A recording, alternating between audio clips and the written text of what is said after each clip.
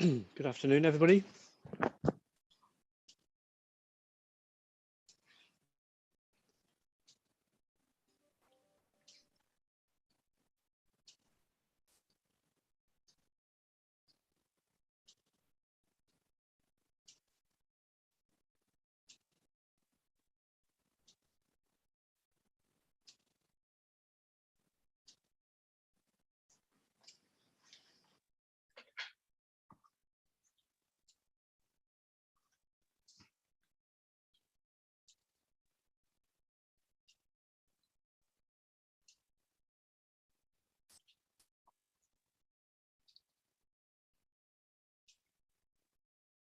Good afternoon, Ms. Lambert.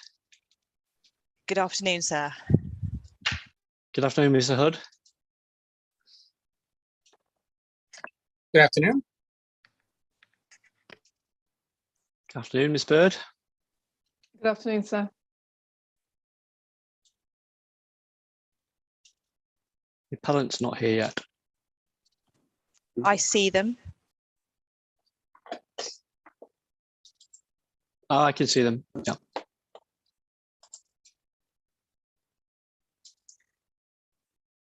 Good afternoon, Mr. Jones. Good afternoon, sir. Good afternoon. Are all the parties teams here now? So yes, hopefully you can see in your screen for the council, Mr. Mashburn. I can, Who yes, thank you. Yes, Giving evidence in the trees round table. thank you. Thank you. Are there any matters of process that the advocates wish to bring to my attention at this stage, following yesterday, or from any other matter relating to the inquiry?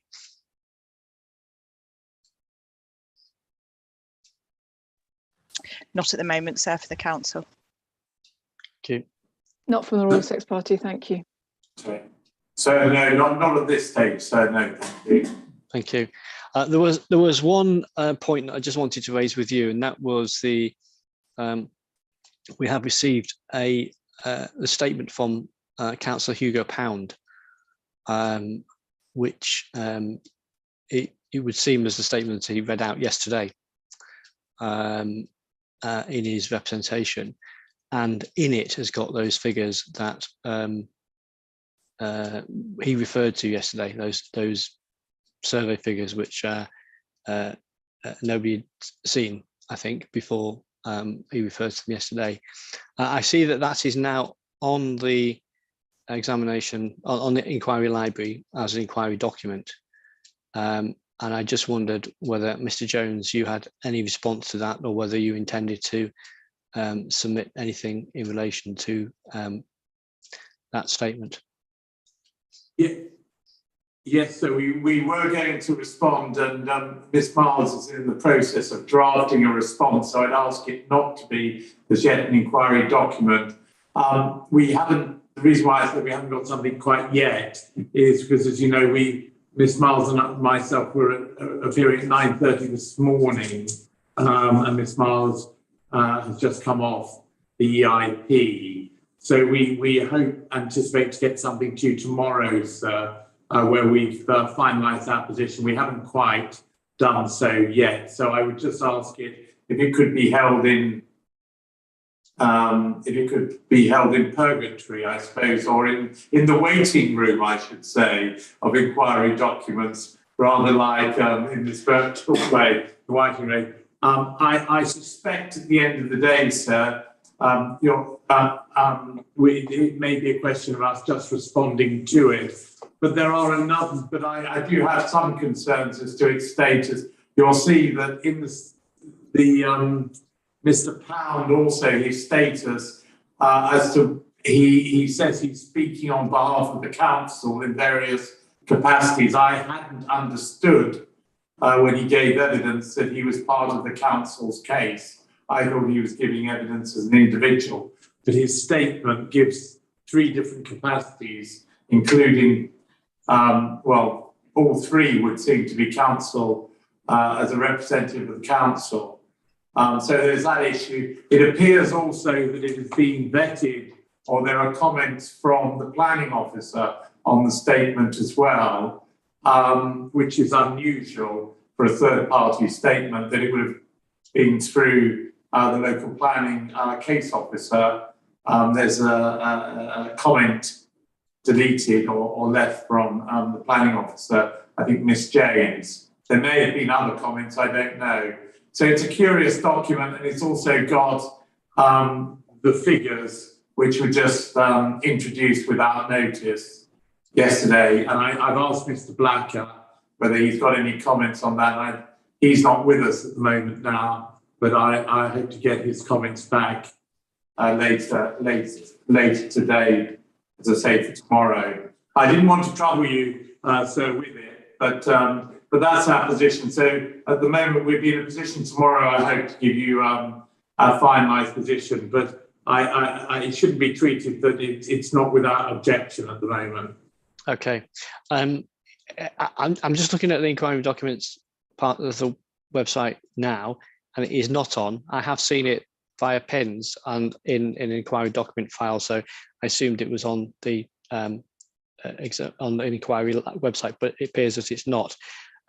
Obviously, it will need to go on as a statement that he read out. I mean, he read it out, so I'm happy for it to go on, but I'm also happy to give you the right to respond to it equally, Mr. Jones.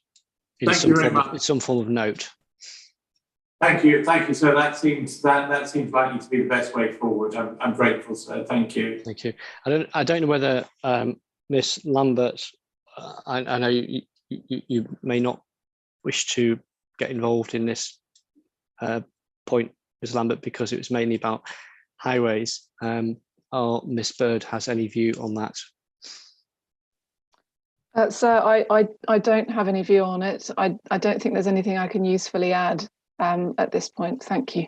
Thank you. Ms. Lambert? Sir, nor from me, other than to confirm that my understanding was that Councillor Pound was simply clarifying his position at the council. I can confirm he's not part of the council's team of witnesses, otherwise I would have called him as such, and I didn't. So I just clarify that. As to the inquiry documents, did I hear you correctly that it can go on at the moment, because it's not on at the moment, just so that the council officers know whether it can go on or not? I'm happy. It should go on, but if in order, I'm also happy for it not to go on immediately. Yes. So that the response from the appellant, which would be fair, is not there's not too much of a time lag between those two documents appearing on the inquiry documents website. So I'm happy for it to be held in abeyance at the moment, but it is a statement of what he read out, and I'm happy if he wishes it for it to go onto an inquiry document, because it can assist the inquiry. But equally, there could be a response from the appellant, which will also go on as an inquiry document. That's understood. It will be held in abeyance at the moment and won't be published for the moment. Thank you very much, sir. Thank you. Thank you. I trust that's okay, Mr. Jones. Yes, thank you, sir. I'm most grateful. Thank you. Thank you. Okay, right. We've got two roundtable sessions today on trees and on heritage. I don't think that they will take a great deal of time this afternoon, and I'm grateful for the work that has been done on those two matters that is set out in the statement of common ground. So we'll deal with trees, and then we'll take a break, and then we'll deal with heritage. So the roundtable session is similar to yesterday's, although we don't have as many participants. And it's a discussion led by me. I have circulated, and I hope everyone has received it, agendas for both sessions this afternoon. But they are fairly basic agendas, and I'm happy to work around those. So if we start with trees, can I just clarify Who is in attendance, please, at this roundtable session on trees? So for the council, as I said, Mr. Mashburn, who was the tree officer at the council. He has since left, but he has returned to give evidence in this inquiry. Mrs. James is also available if there's anything that should overlap with planning. And I'm here also, although I don't expect to take part very much in this roundtable session. Thank you. And for the appellant, please.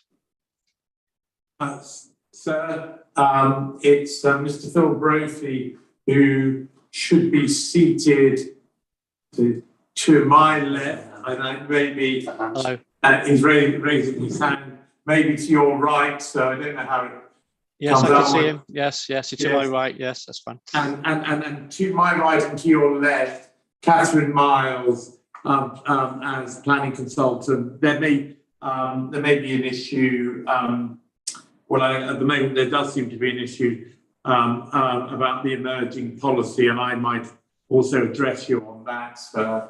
And also seated in the room, but not for trees, are our witnesses for landscape and heritage, but I don't anticipate I'll introduce them when we get to the afternoon, sir.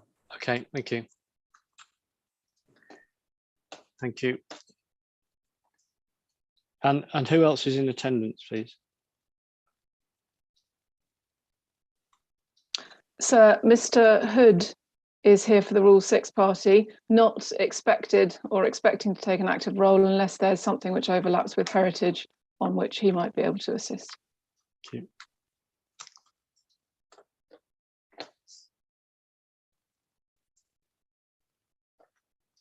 Thank you. And the Rule 6 party has not made any submission on trees. That's correct, sir, yes. Thank you. And I can see that Mr. Alderman and Mr. Baker are also in the room, but again, not expected to participate.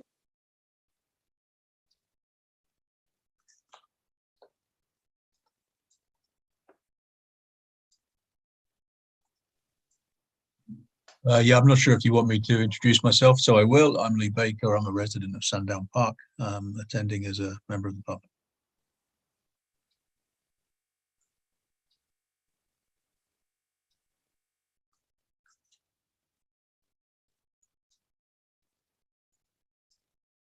And Mr. Showick is also in a session as well. Is that correct?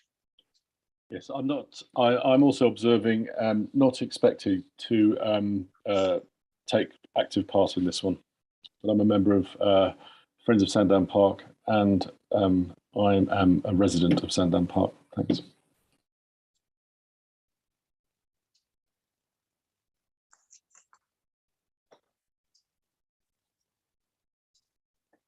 Okay. Can I start, please, with the reason for refusal? And this reason for refusal is really one of those reasons that starts with insufficient information. And it says insufficient information has been submitted to fully assess the impact of the development on existing trees, which currently make a positive contribution to the visual amenity of the locality. The proposed development may result in harm to those trees and therefore fails to comply with section 15 of the framework National Planning Project Discounts and the core policy 4, the core strategy, and also 2 policies of the local plan. Can I just understand from the council, please, what is meant by insufficient information in relation to that reason for refusal? Thank you, sir. So initially in the original application, there was information relating both to trees and impacts on trees near the proposed access to the site from Sandown Park, which I felt was missing and relevant, as well as information relating to the ancient woodland. And these are the 2 kind of primary categories of concerns that I had from the beginning. Since then, some information has been provided additionally, which has addressed my concerns, but some of my concerns are still outstanding. With respect to the site access, there's two trees in particular which I was concerned with, horse chestnuts T4 and T5. The proposed internal road, which will provide access to, primary access to the whole of the site, incorporates a Y junction very shortly after the existing tarmac ends at Sandown Park. I initially had concerns about the western element of that Y junction and asked for more information. That was provided and addressed my concerns sufficiently. I never had concerns about the southern element of that Y junction, but the northern element of the Y junction, I feel still deserves more detailed information before the council can be satisfied that T4 and T5 will be protected. This primarily, with respect to the new road and the surfacing, this primarily relates to levels. So a cross-sections drawing was created and submitted for the western element of that Y junction, but none has been made for the northern element of the Y junction that goes between these two trees, T4 and T5. And that's a particular concern to me, especially near T4, where I feel there's an existing level change on site that needs to be incorporated successfully into the no dig design proposed for this road.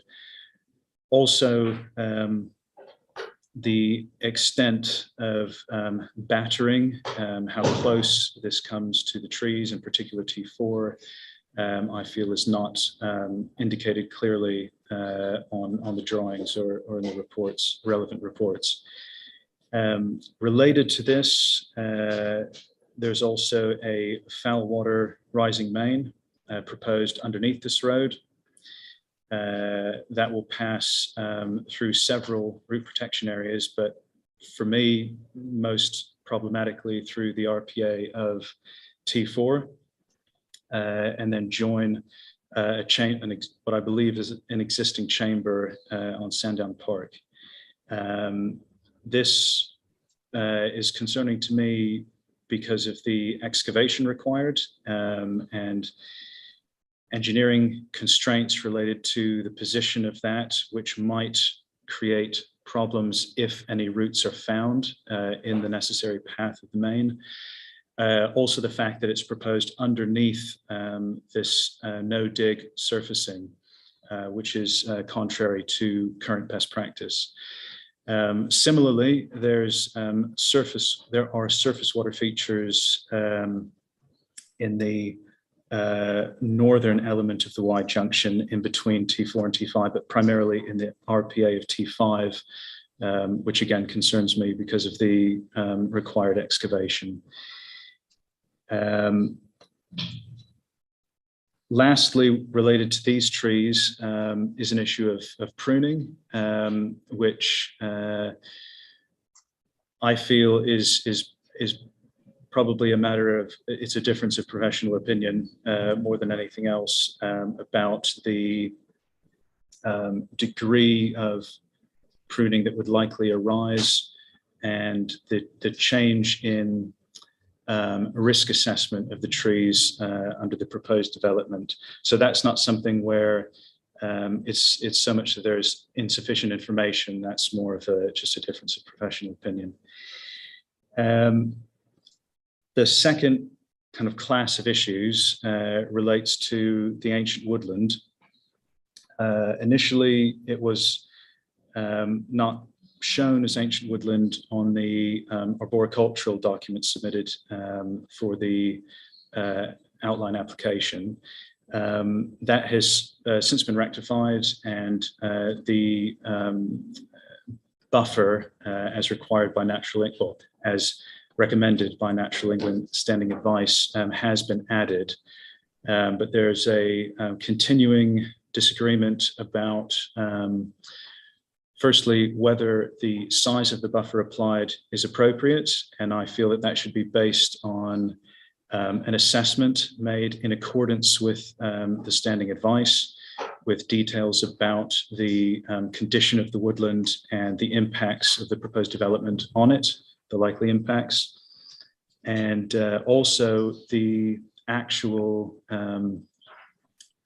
boundary of the woodland, as there is some discrepancy between the woodland boundary as shown on the ancient woodland inventory and the boundary as I observed and measured it on site, and subsequently topographic information was provided by the appellant. Okay, thank you, Mr. Mashburn. So in respect of this insufficient information, given where you are now, where you've got some more information than you had at the time of the decision, Yes. would the council still put forward the reasons for refusal if it was considering the application now, or have you got sufficient information now that would alleviate your concerns? Several of my concerns have been alleviated, but I still have outstanding concerns such that my recommendation will be the same. And we will come on to this later, but since we're kind of just picking up this point just for my thread, that some of those matters that you've referred to, particularly in relation to those existing trees, why could they not be dealt with by condition? With respect to the levels near T4 and T5, my concern is that if these pose a problem for constructing the road at an appropriate angle for vehicular use, that there may be no alternative except to excavate into the low bank near T4 in particular. And this could potentially cause serious harm to that tree and ultimately result in its early loss. Similarly, with the drainage, my concern is that although, as the tree consultant, Mr. Brophy, has noted in his rebuttal, services have been placed underneath or above tree roots in what may be in some respects comparable circumstances. It is not the case that that type of engineering solution is appropriate in every situation. And there are some circumstances where, because of the position of roots, large roots in the soil profile, and engineering constraints related to the depth and angle of the drainage runs, there would not be scope to move the runs to avoid routes that were discovered. So my concern is that it has not been demonstrated there that there's scope to accommodate routes underground that are discovered when digging a trench for the runs. With respect to the ancient woodland, there's simply still no assessment as to the condition of the woodland or elements of it that might require a larger buffer than the minimum applied. And I don't feel that the discrepancy between the position of the ancient woodland inventory boundary and the actual woodland boundary on site has been addressed. And this is relevant because the trees of the woodland extend beyond the ancient woodland inventory boundary, as in farther into site towards the proposed development. Thank you. You see, my situation, and the reason why I'm asking these questions, my situation is that when an insufficient information refusal reason applies, I can't go and get. I cannot say I want more information on trees because I'm here to determine the appeal as it stands. So I've either got to decide whether the appeal is allowed or it is dismissed, because trees are only one part of it. But if trees was if I found that I could allow the appeal on all those other matters, and there was only the tree issue that was outstanding, would this be sufficient on its own to justify dismissal of the appeal, or your effectively your way of approaching it, refusal of the application? My professional view is yes, because I believe there is real risk to, in particular, T4 and T5, the first chestnuts encountered that are part of the avenue that bisects the northern section of the site. These are essential components of that avenue. They've been growing there for more than 100 years, and they're key arboricultural features of the site. So I think, in that regard, the damage would be significant enough if the trees were either damaged during construction or there was excessive long-term impacts from the development that they required removal to refuse the development. And I think that there is a real risk that such damage could occur in the absence of more detailed information about how existing levels would be integrated into the proposed road, as well as how any large roots discovered during trenching for the surfaces could be accommodated while meeting the drainage needs. And those matters, if this was, those matters could not be dealt with by condition. In your case, you could not construct a condition that would give you sufficient information to satisfy yourself in relation to those trees. That's my contention, because my concern is that if that was the route that the council took, there is a risk that when the condition was applied, we may find ourselves in a situation where it is not possible to construct what has been approved in such a way that there is not damage to the trees. But that would be in the council's control, wouldn't it? Because you could only discharge the condition if you were satisfied that you had all the information.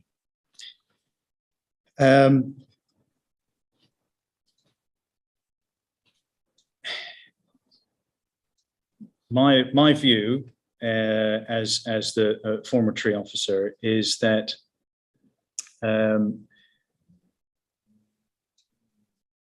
a development should not be approved which cannot be constructed in a way that avoids harm to significant trees. So I feel that it is appropriate to demonstrate that that harm is certainly avoidable, can be avoided before permission is granted. Also, I'm sorry, I didn't fully answer your question, as I didn't address the ancient woodland component of that concern.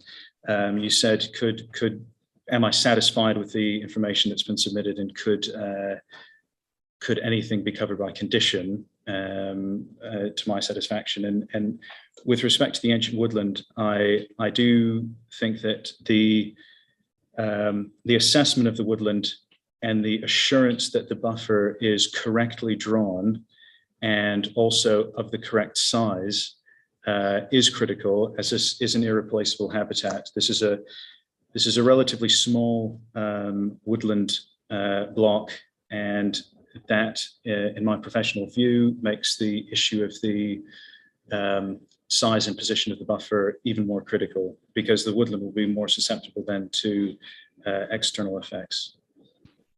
And could you not just simply condition that buffer by saying the buffer shall be X, and details of the buffer shall be provided to local planning authority, be approved before development commences? as tree officer, I'm not familiar with the full scope of options we have in terms of what we can legitimately condition without a reasonable challenge. But until recently, it was, well, until this past week, it was unclear where, in respect of the development, the buffer should actually be drawn from, as I've only now gotten details of the topographic plotting of where the trees forming the boundary are. So I think to a degree, it's hard to make an informed assessment without that basic baseline information. Also, one of the reasons that this buffer is such a concern, despite this being an outline application, is my concern that the quantum of development proposed could not be accommodated in the area allowed for development, considering the constraints posed by, amongst other things, the ancient woodland buffer. Okay. Okay. Thank you, Mr. Mashburn. Can I turn to the Mr. Brophy, please? And can I ask Mr. Brophy, please, to respond to the points that I've raised, please, with Mr. Mashburn? Thank you. Good afternoon, sir. Good afternoon. Thank you, Jeff. Is it okay to just go straight to the ancient woodland, just because we've literally just been talking about Yes, that? indeed, yes, yeah.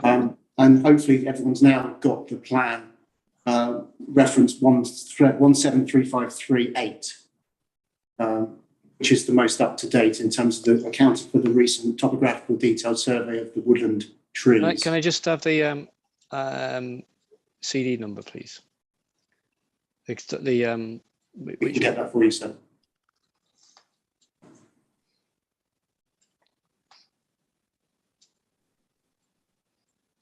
It was contained in my rebuttal.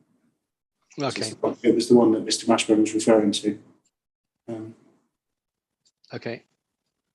Just to take through, I think the most That's still the 0722.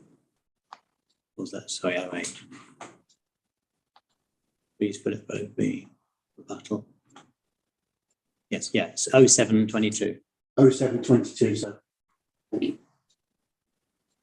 right. So on that plan, we've got the ancient woodland inventory line data set marked. And then we've also got the topographical detailing of the field boundary and the specific positions of the trees within the woodland edge and notable veteran trees which have been picked up upon. And the buffer, the 15-metre buffer, which we have set to conform to the standing advice, is 15 metres from the edge of woodland, or the position of the trees on the outer edge of the woodland on the southern boundary, because some of those, as quite rightly have been pointed out, do extend outside of the ancient woodland boundary inventory detail, to ensure that we are 15 metres compliant as a buffer from all the trees within the woodland. So that's how we approach the ancient woodland buffer in this instance, to maintain that 15-metre requirement.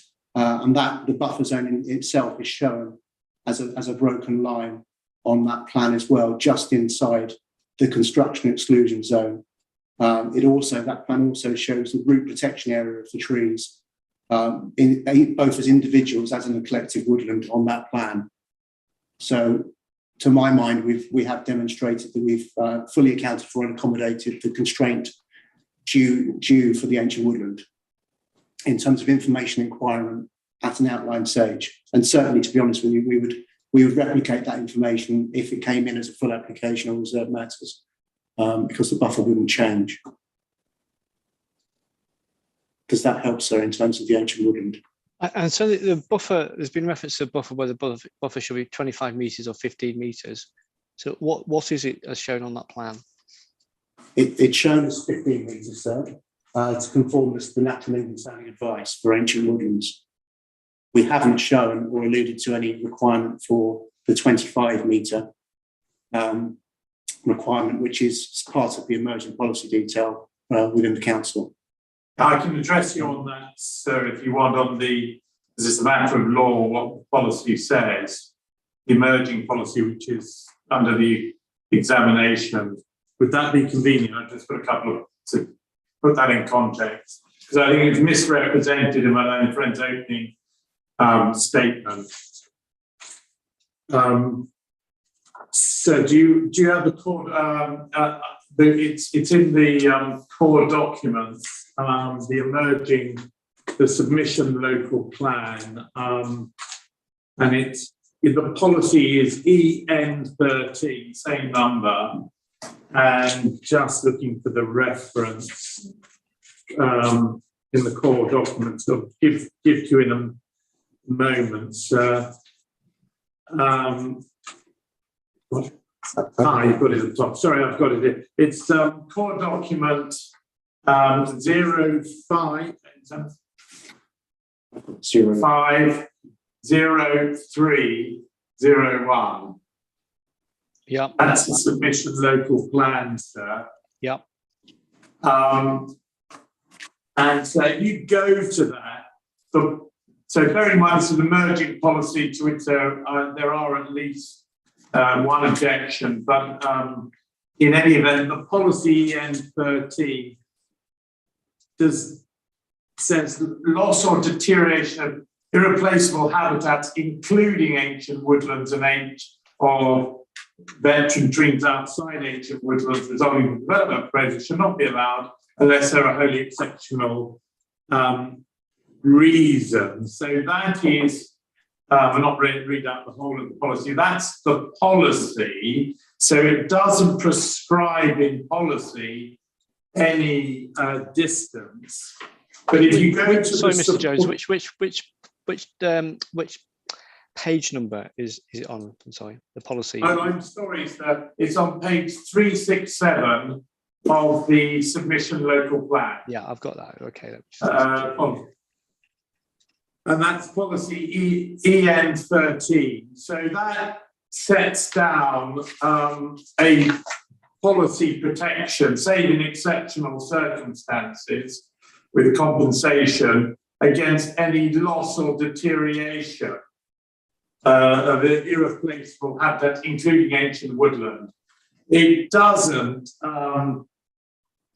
It then says where development proposals may affect woodlands, including translocated woodlands, it then sets down the following principles to guide development, and those go from 1 to 6, and you can read them. And if you see at 5, it's provision of adequate buffers. So, but that's in situations where development proposals may affect ancient woodlands, and then you see the policy. The reference to 25 metres is in supporting text, so not part of the policy, but you go to page 364, paragraph 6.171, and halfway down, it's the council will seek to prevent the loss of and to enhance woodland cover, etc. And then at the foot of that page, it says, in the absence of site surveys and detailed assessments, the council will assume a buffer of the 25 metres from the edge of the woodland, which allows for the presence of veteran trees and the fall of height of mature trees. The council expects developers through assessment to confirm that this or any other distance is appropriate, and that the priority for such buffers will be ecological mitigation, enhancement to woodland, rather than the immediately proposed development.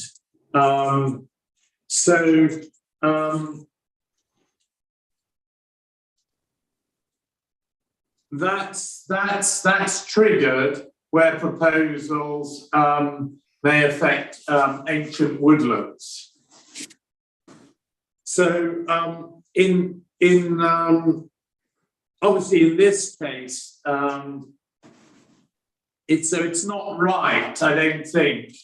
The opening statement, para 16 of the LPA, that says the council is promoting a 25-metre buffer for ancient woodlands in its submission local plan, is not an accurate statement of even the submission policy. And what one sees is, if it is triggered, it's a provision of an adequate buffer. And as you see, it's in the absence of site surveys and detailed assessment of an assumption. So setting aside that it's not actually policy, and setting us in any event, we say that we wouldn't have even if it was adopted, we wouldn't be triggering it here, because we have the detailed evidence that that is necessary. But in any event, this is supporting text of something that isn't adopted policy.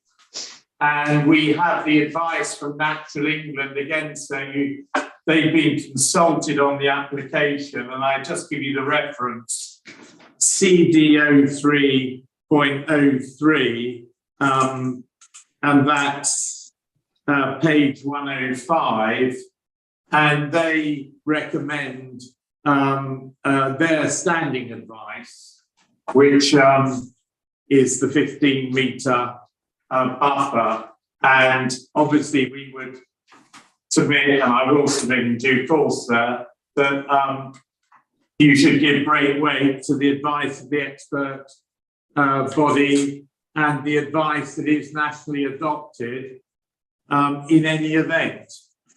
But we say, and Mr. Brophy will supply the evidence. I'm just giving the legal submissions that based on Mr. Brophy's evidence, we wouldn't even trigger the 25-metre.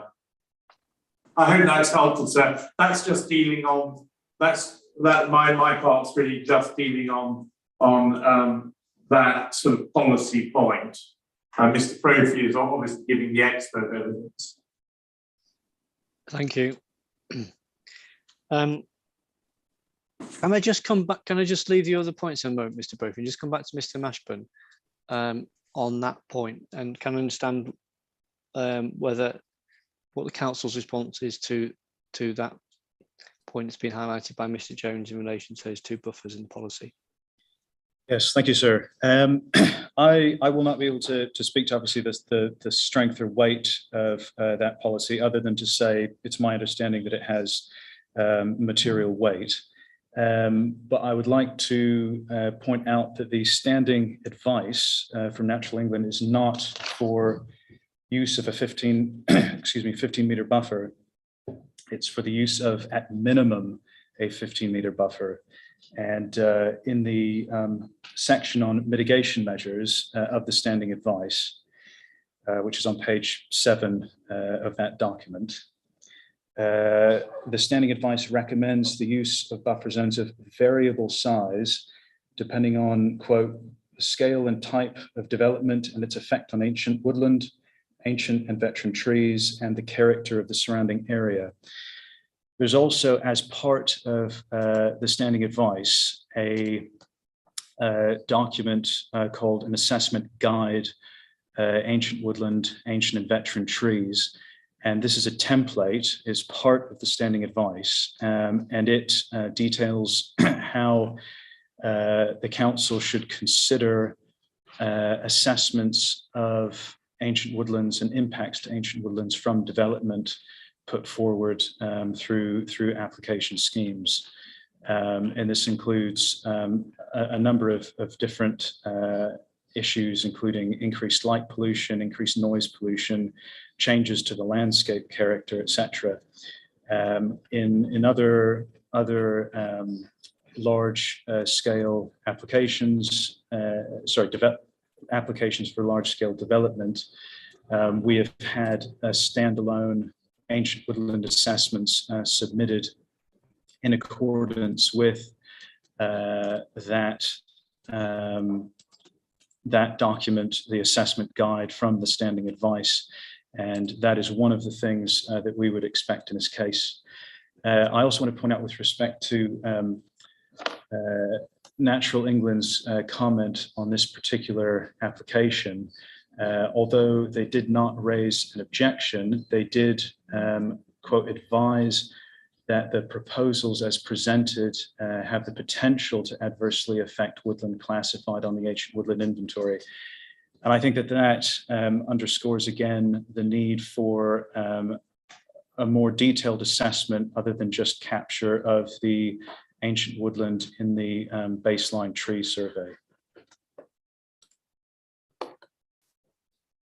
Oh, and excuse me, there's another point I wanted to make, which is that although, you know, even accepting that the 15 meters is adequate, if an assessment was submitted and it was determined that that was adequate, there are development features very close to this buffer, including a very large building that's set directly against the buffer. In fact, the southern elevation of that building is shown coterminous with the edge of the buffer and with the tree protection fencing, which I appreciate may be indicative in this case, but it does imply that that fencing would have to be moved into the buffer to facilitate the development.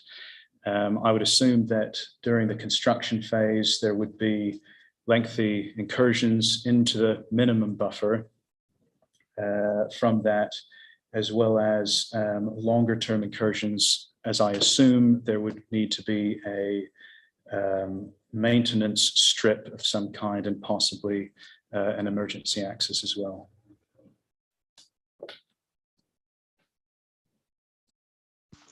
Thank you. Mr. Brophy, would you like to respond? Just touching again on the most recently talked about points, I did include provision for demonstrating how a workable solution to construction requirements would be required on the western edge of the woodland. That's shown on the plan 8 as well as a breakout window to the top of the drawing, shall we say. That just shows some ground protection elements there to give buildability to that element of the building, notwithstanding, and importantly, that the building footprint is purely indicative in line with the application form. And the 15 metres is fully accommodated along that flank. So can I just also add that in the reason for refusal, although it's capable of coming within the general aspect, no specific point was taken on the ancient woodland.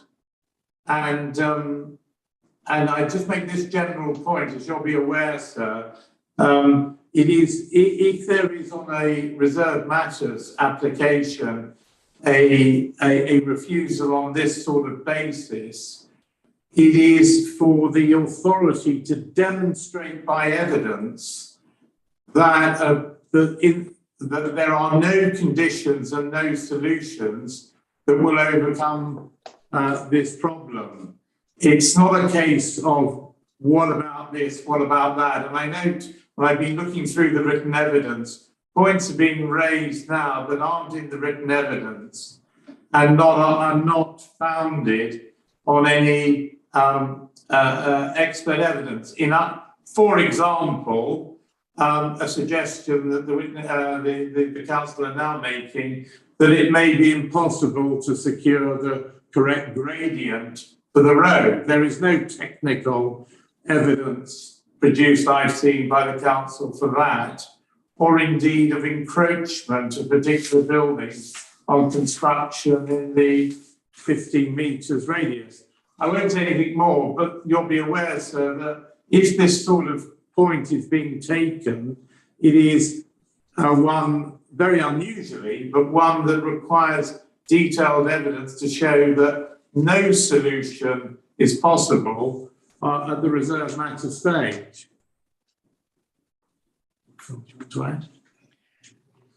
Thank you.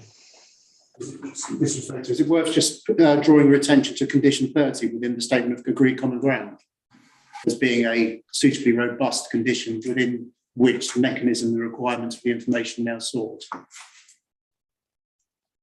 Okay.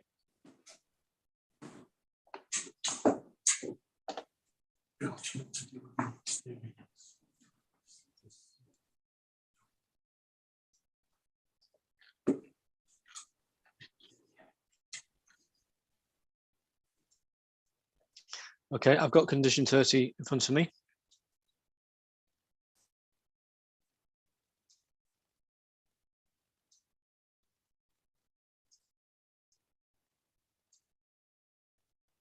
This condition has been agreed, isn't it? Yes. Yes, my understanding it has. So Mr. Brophy, do you just want to, you draw my attention to it. Do you just want me, do you want to explain? Yes, sir. It sets out a clear need, which is quite appropriate for the information that has been requested through the rebuttal detailing for site-specific working level detail, such as the requirements for the roadway gradients to be shown with battering and edge retentions, and obviously an overarching requirement for appropriate arboricultural supervision to ensure that the site specifics as they are found. So you start digging and you find some interesting, find some roots in an area where they're unexpected. So you've got that intrinsic overarching supervision to take direction to say that it will be deliverable, as opposed to non-buildable specifics that have been drawn by the council to date, which can account for routes which otherwise would be potentially severed by some inadvertent action. So my feeling is that conditions 30 would deliver what the council's concerns have been raised about to date. And that would obviously be based on a detailed, formalised footprint for the development, whereas at the moment we're dealing with an indicative detail. And would that deal in your view with the ancient woodland issue as well? Or is that separate? No, I feel it would, sir. Okay. Mr. Mashburn, are you able to respond to the point Mr. Brophy's made in relation to condition 30? I mean, we've got separate session on conditions, but I'm just wondering whether at this stage there's anything we could do to try to see whether that condition would resolve any of your concerns. Yes, thank you, sir. This is a condition obviously agreed in the context of the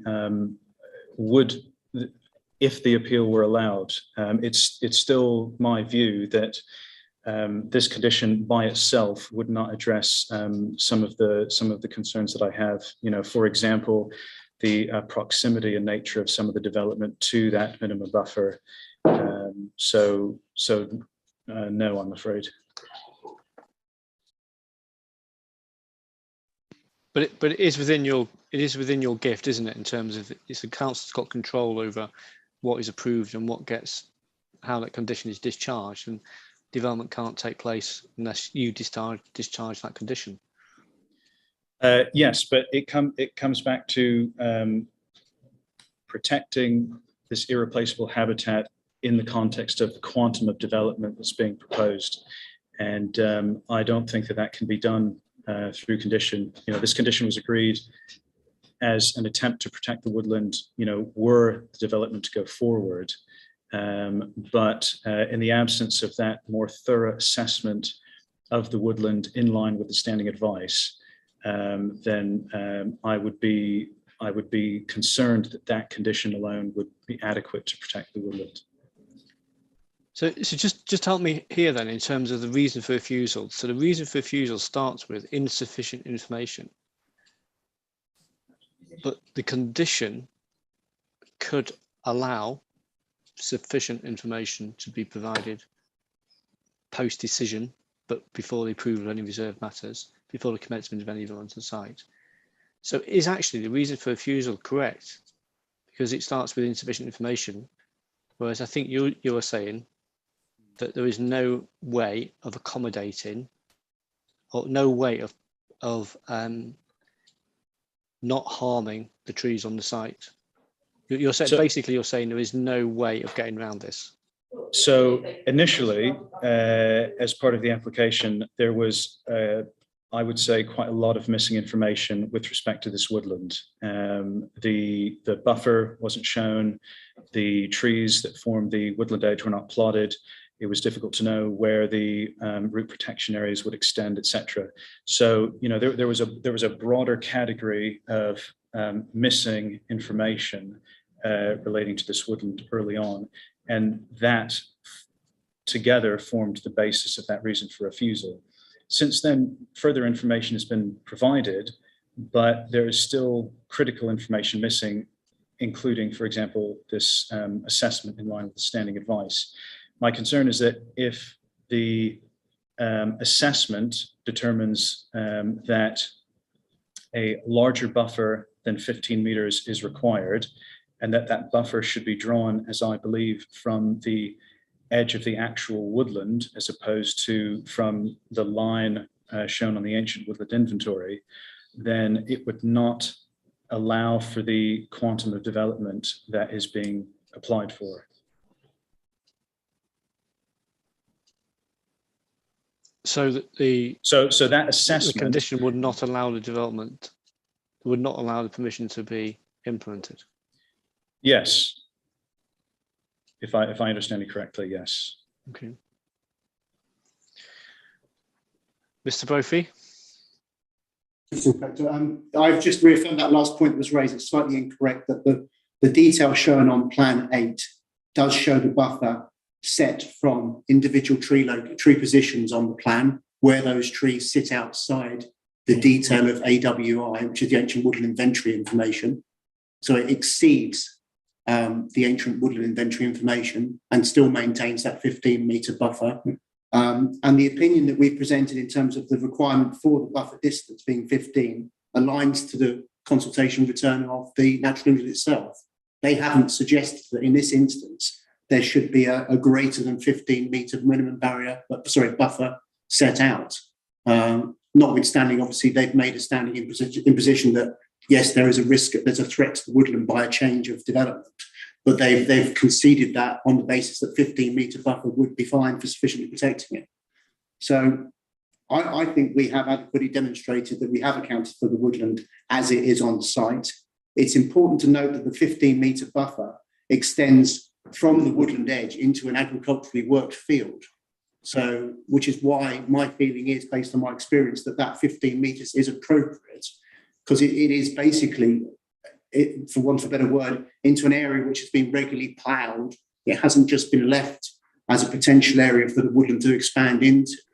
If anything, the change in potential usage would potentially encourage that. So the woodland edge might increase, and whereas in the current context, there is no chance for the woodland to increase and improve because of the agricultural nature of the site usage.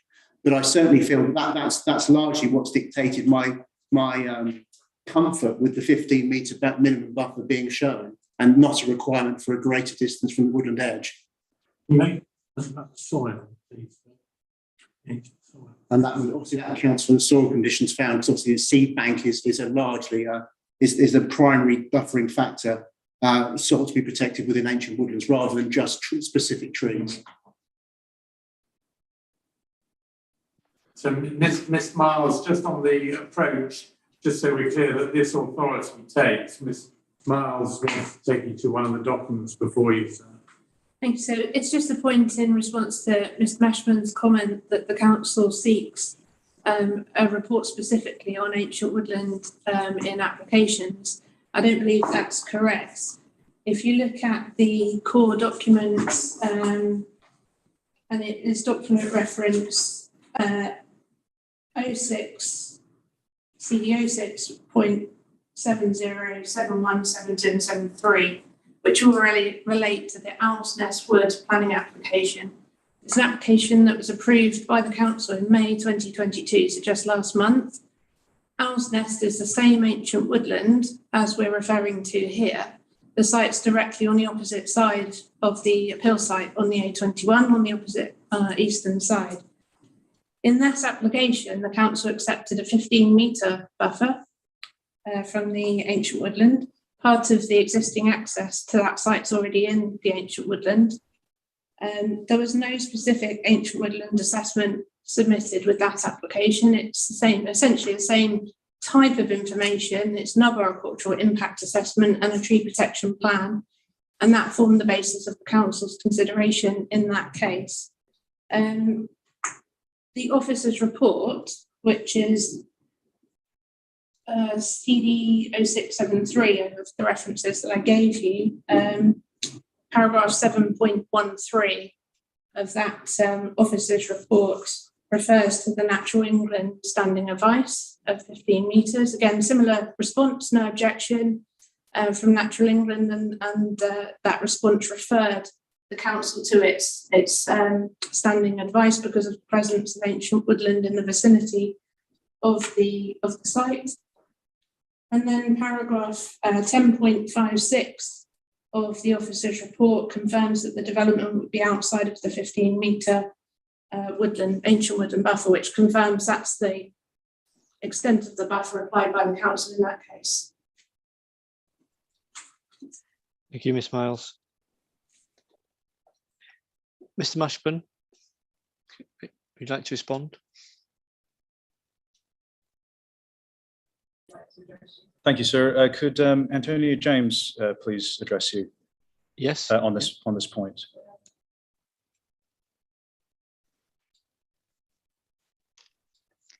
Good afternoon, sir. Sorry, you can't see me very clearly here. Hopefully you can hear me. So the Owlsnest Wood application was determined by the planning committee, and the date it was determined was in June 2020. So although there were issues with the Section 106 agreement, and that was primarily due to ownership and COVID issues with a delay there, but the application was determined by members in June 2020, so over 2 years ago from today. The application at Owlsnest Wood was also a previously developed site, and a lot of the built form was in the similar location to that was previously developed. There was also no incursions within the ancient woodland buffer zone.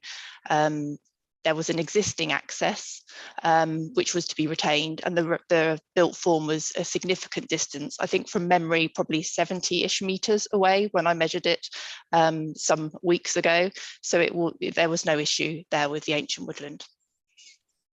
Thank you. Thank you. When I go on my site visit on Monday, can I get onto this part of the site to see those buffers?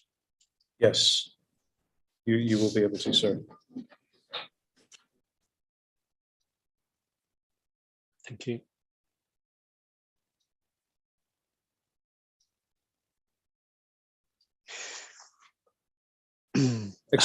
Excuse me, sir. My apologies. May I just add one further point before we move away from the issue of the ancient woodland and assessment with respect to buffer size. I just wanted to point out that in this particular case, the council did request such an assessment before the original application was decided. This is given in my comments included in Appendix 5 of my proof of evidence.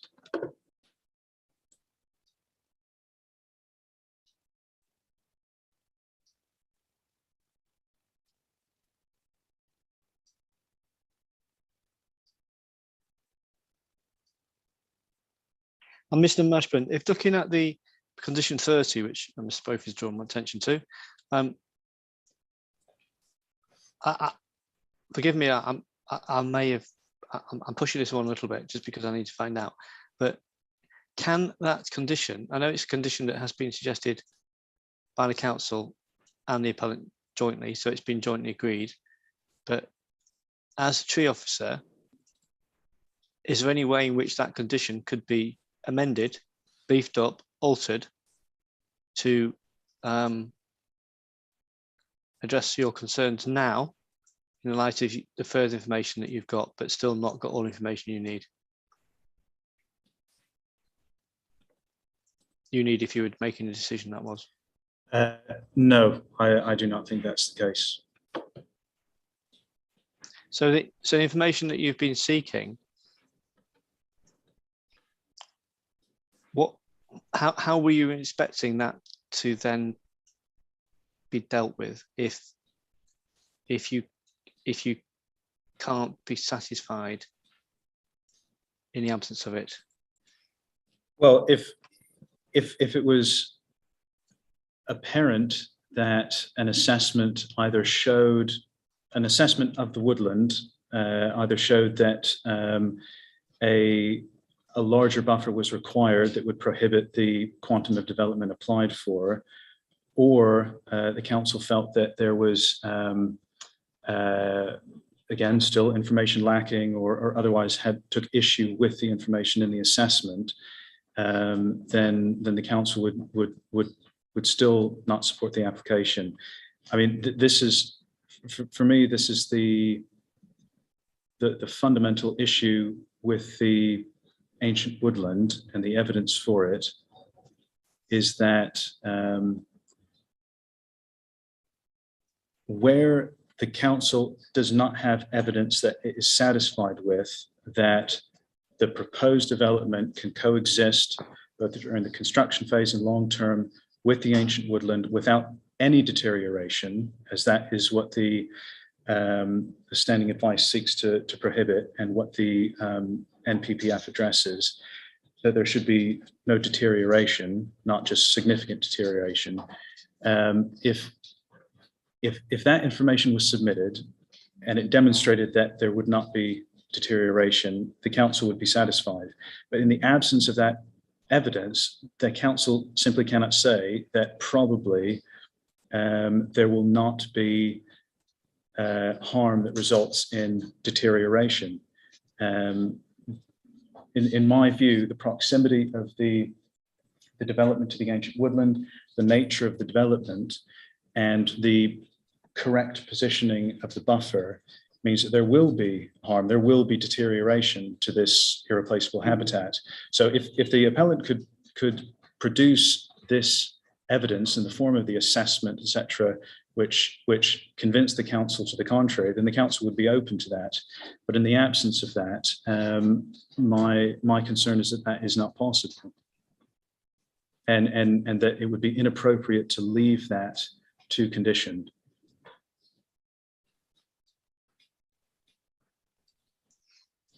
Okay. But if I know I'm straying on to something which is a little bit different here now, but I'm just interested, if I was to allow the appeal and I impose condition 30, would you be content and that would give you sufficient information that you need? I know the point, that I understand exactly the point you're making, but you said if the council gets information, but the council's not going to get any more information because the council cannot determine this application. All the council could do is control the discharging of that condition. Is that condition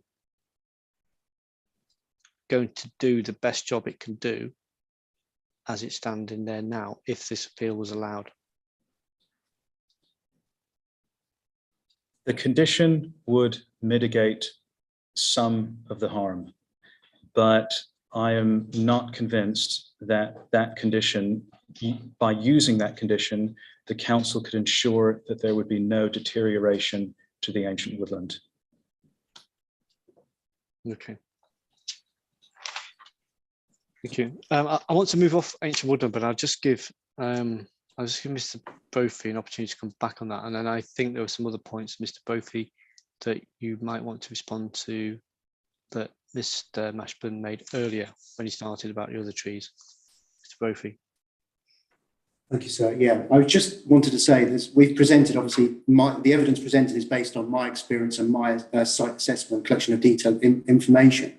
And I'm I'm content that we have demonstrated, and there hasn't been, other than obviously what Mr. Mashbourne's touched upon, there hasn't been any evidence produced in response by the council to basically dispute that what I presented is incorrect, other than a potential concern over there being harm. But there's no tangible evidence to say that what's been presented forward is insufficient, other than this, potentially the default onto the 25 metres, which we dealt with earlier through Mr. Jones. So I just wanted to say that really, it's difficult to, other than it doesn't.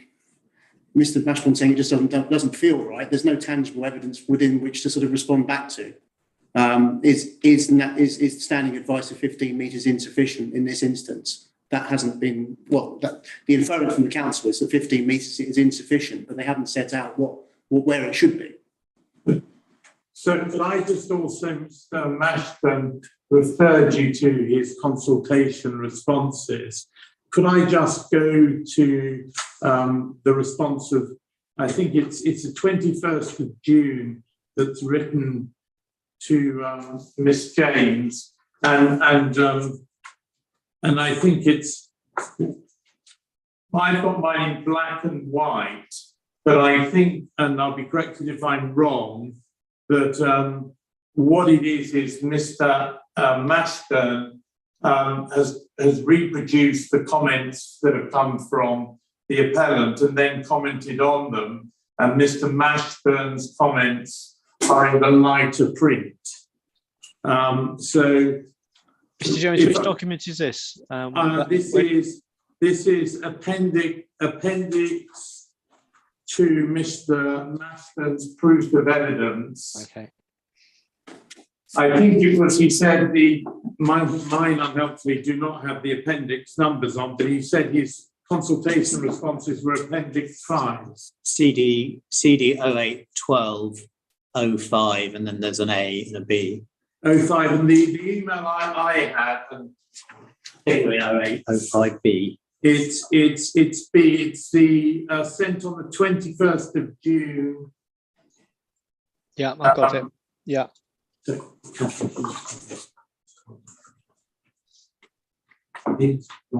This is see my response in red. So it says see my responses to Mrs. Miles in red. So the black that's quoted, I think, is Mrs. Miles or extracts, and then the red, and I just have it in a lighter shade of black, is the red. And I just take you over to the page to the precautionary, the 25-metre buffer, and I'm not going to go back to its status in the draft local plan, but it's these words. It's also the standing advice, and this is the reference to Natural England, and this is Mr. Mashbourne, gives a minimum, he underlines, buffer of 15, and further states, where assessment shows other impacts are likely to extend beyond this distance, you're likely to need a larger buffer zone. And then he says, as far as I'm aware, there's been no assessment, despite the proximity of features which are likely to increase light, noise, and other forms of pollution. So as I understand it there, in that consultation, Mr. Mashbourne is saying that the information he's had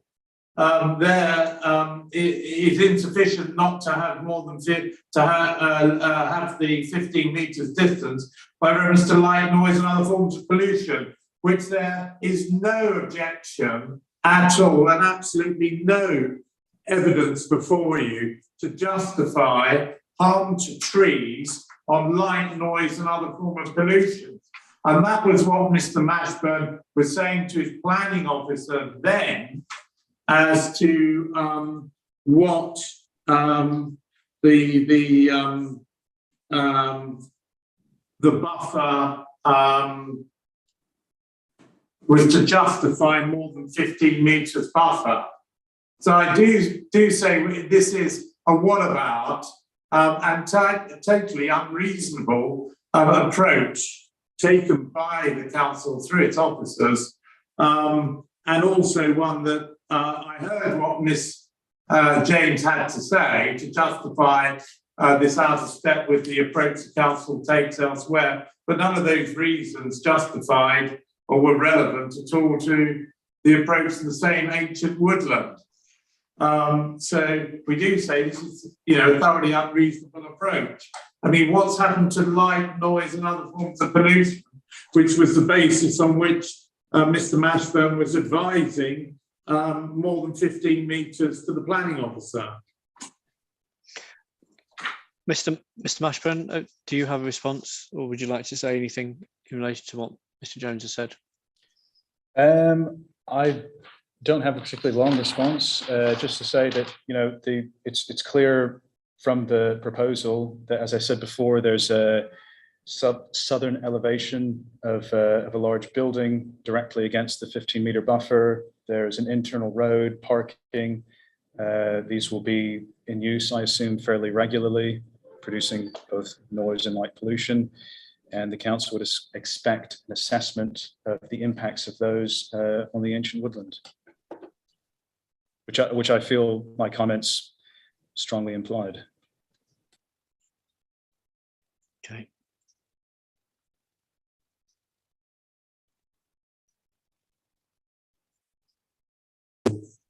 So just come in on the back of that, that would be, just to reaffirm, that's my understanding, that would be securable via the imposition of the wording of condition 30, which potentially could accommodate an increased buffer distance if so wished, but that would be within the control of the council at that stage.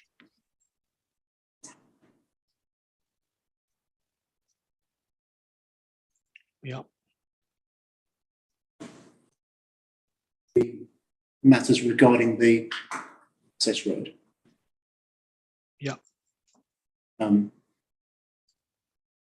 Obviously, we set out the case again, we've had detailed cross-sectional detail worked into the most up-to-date plan that's presented to you within the rebuttal, Plan 8. That work was done from WSP as part of the project team to show the level variation that would be occurring as you come in off of Sandown Park Road, Sandown Park rather, past Tree 1, and then obviously approaching T4 and T5, which has been highlighted as a specific concern by the council in terms of risk of tree impact. The levels on the cross-section are visible on the tree protection plan and should be readable to show that the levels aren't beyond deliverable function in terms of engineering solution. And as obviously we all said, we are at outline stage, so full construction working detail would be always desirable, but ultimately, that comes at a cost to everything, and it obviously would be pursued by the client on the basis of comfort of a consent that was executionable. So until we move sort of out from outline stage, I think we've been as robust and as helpful as we can do in terms of showing detailed approaches to surfacing in close proximity to what are recognised important trees. There's no tree loss required to come in on the access. It's just all about sort of deliverable of working within areas of special precaution, of which I've got significant sort of experience, having been a consultant for many years, and I've included a couple of those details in my rebuttal detail to demonstrate what specific projects where I've been involved in the formation of custom designed surfacing on undulating gradients, and demonstrated that can be deliverable, notwithstanding that the specific of below ground conditions was totally unknown at the planning stage. So, thank you. So you've been banned?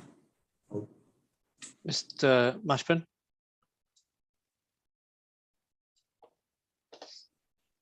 Thank you, sir. Could Antonio James please address a point before I speak? Yes, please, yes.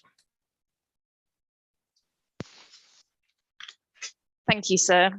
So really just to refer to my proof of evidence, which is core document 08.14, in that at paragraph 6.70, I look at the weight that should be given to the submission local plan policies. And it's a view of the council that given that there is a low to medium level of unresolved objection to policy EN 13, which is regarding ancient woodland and veteran trees, that this policy can be afforded moderate weight. And yes, it is acknowledged that it is within the preamble to the policy about the 25-metre buffer zone, but the policy does talk about appropriate buffer zones. And within the preamble, it provides further advice on what we consider to be appropriate buffer zones. If you then turn to the actual section of my evidence which relates to trees, it refers to at paragraph 11.11, it talks about the standing of ice on ancient woodlands. And within that, it clearly says that larger buffer zones are more likely to be needed if the surrounding area is less densely wooded and close to residential areas, as this would have a residential type use. It's very, very clear in the ancient woodland standing of ice that the buffer should be at least 15 metres from the boundary of the woodland to avoid root damage. And it does say that where assessment shows other impacts are likely to extend beyond this distance, the proposal is likely to need a larger buffer zone. So we've got, it's close to residential areas where, and less densely wooded, where a larger buffer zone is likely to be required. So the appellant is now submitted, I think we're on to about 3 versions of tree protection plans and illustrative master plans. And I do note that in the initial outline application, there were car parking spaces and other development within the actual ancient woodland buffer zone, which has now been moved outside. But I think Mr. Mashburn's point is really important, that one of the buildings currently shown, and although we note it is only outline at the moment and it can be subject to change, the appellant's response to that and what they consider to be acceptable is having a very large building hard up against the ancient woodland buffer zone. You know, from a planning point of view, we note that, you know, it's just common practice that around a building, you're going to need some amenity space for that building. As a very minimum, you would want sort of, as Mr. Mashburn has said, you would need some sort of access for window cleaners, maintenance, etc. But it's likely there would be some sort of amenity landscaped area around that, which would then encroach into the ancient woodland buffer zone. Mr. Mashburn's also you know, raised the issue about construction. It just would not be possible to construct that building without, you know, getting within that ancient woodland buffer zone. So that's just not going to be possible. And you can see from the latest tree protection plan that we've got in front of us that the area which, or the developable part of the area within what they are showing to be within the tree protective fencing is really quite developed at the moment. And there's very little room for them to sort of move what they're proposing, these large scale buildings, further away to give that amenity space. And you know, the appellant has had lots of opportunity to demonstrate this through revised plans to show that it, you know, if it is possible. And the doubt, you know, we have extreme doubt that it would be possible, given that they can't even demonstrate it you know, on a plan, and they've had, you know, many months to do so. Thank you. I know Ms. Lambert would like to comment further. Okay, Ms. Lambert. Thank you, sir. I just wanted to take you back to the paragraph 6.171 of the submission plan, which is core document 050301. Which follows on from the consultation response that Mr. Jones took you to from Mr. Mashburn, dated 21st of June, and his comment that as far as he's aware, there's been no assessment.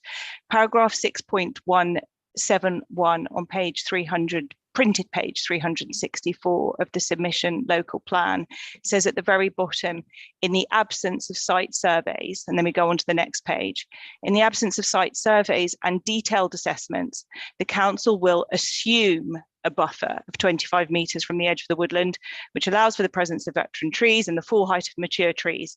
The council expects developers through assessment to confirm that this or any other distance is appropriate, and that the priority for such buffers will be ecological mitigation, enhancement for the woodland, and so on and so on. And so the point being made, yes, it's accepted that the 25-metre buffer zone is not prescribed within the policy, but as Mrs. James has just set out to you, the appropriate buffer zone is a requirement of that emerging policy. Paragraph 6.171 provides the supporting text. Paragraph 6.171 expects the developer to do that assessment to confirm the buffer, and in the absence of it, the council will assume a 25-metre buffer zone. This council has not, it's referenced the 25-metre buffer zone in relation to this appeal. But there are 2 points. The first point is that the council doesn't think that the appellant is providing a 15-metre buffer zone, even if it is providing a 15-metre buffer zone, the council is not satisfied that this detailed assessment that's required by this supporting text to this emerging policy and by Natural England has been provided to demonstrate that 15 metres is enough of a buffer zone. So thank you. Thank you. Mr. Brophy?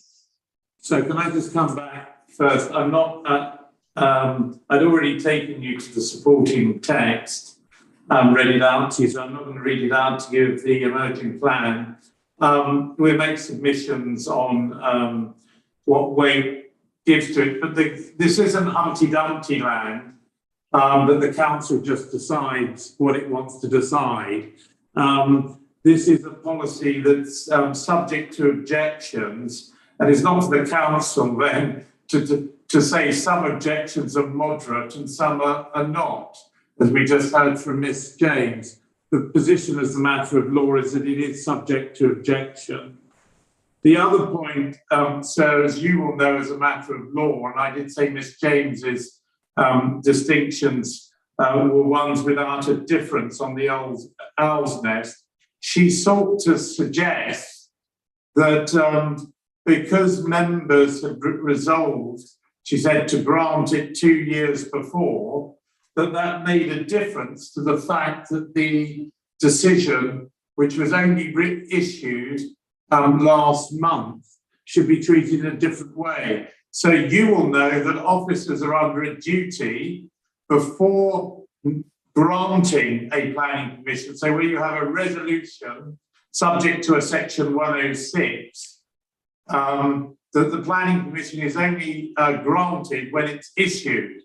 And if there had been a material change in circumstances, and we're suddenly told that this emerging policy and the need for detailed ancient woodland plans is so important, if that had been true, then it would have been taken back to committee. The owl's nest would have been taken back to committee.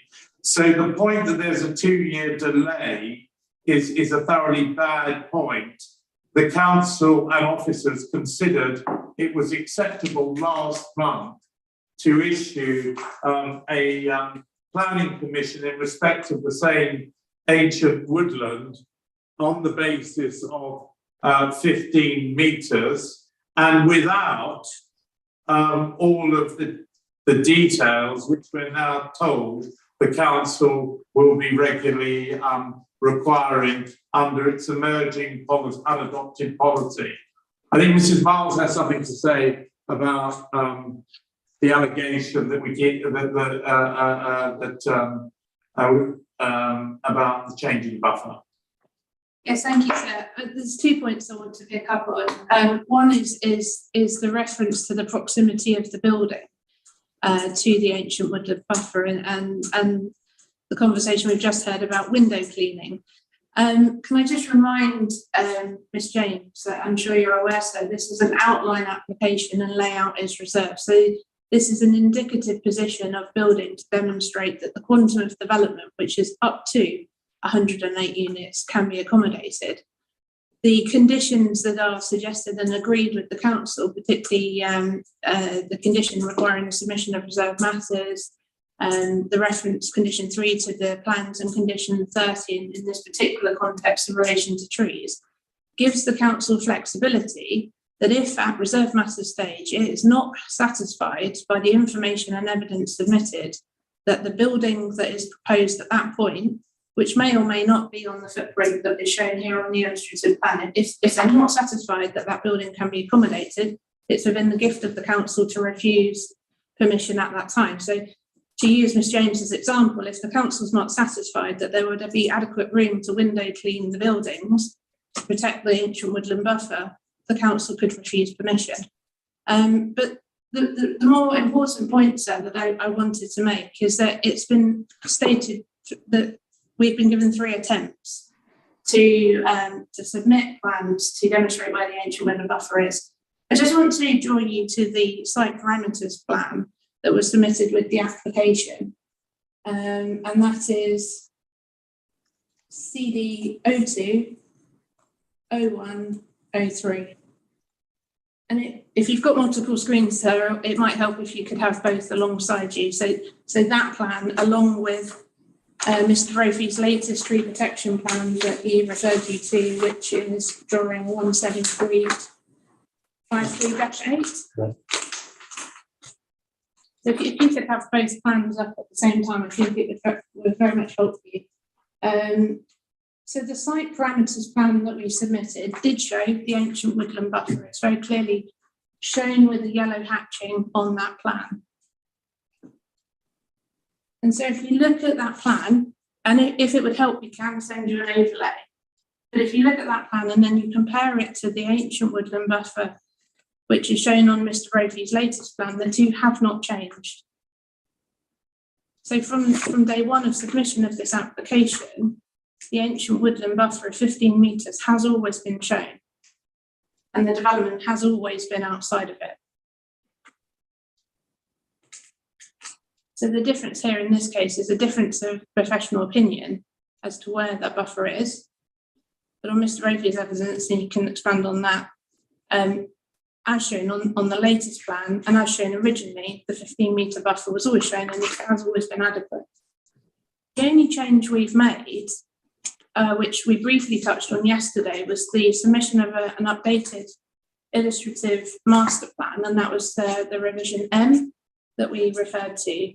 And all that did was, if you look at Mr. Brophy's plan where the ancient woodland buffer is, you'll see on the western side of the buffer a line of car parking on the southern side.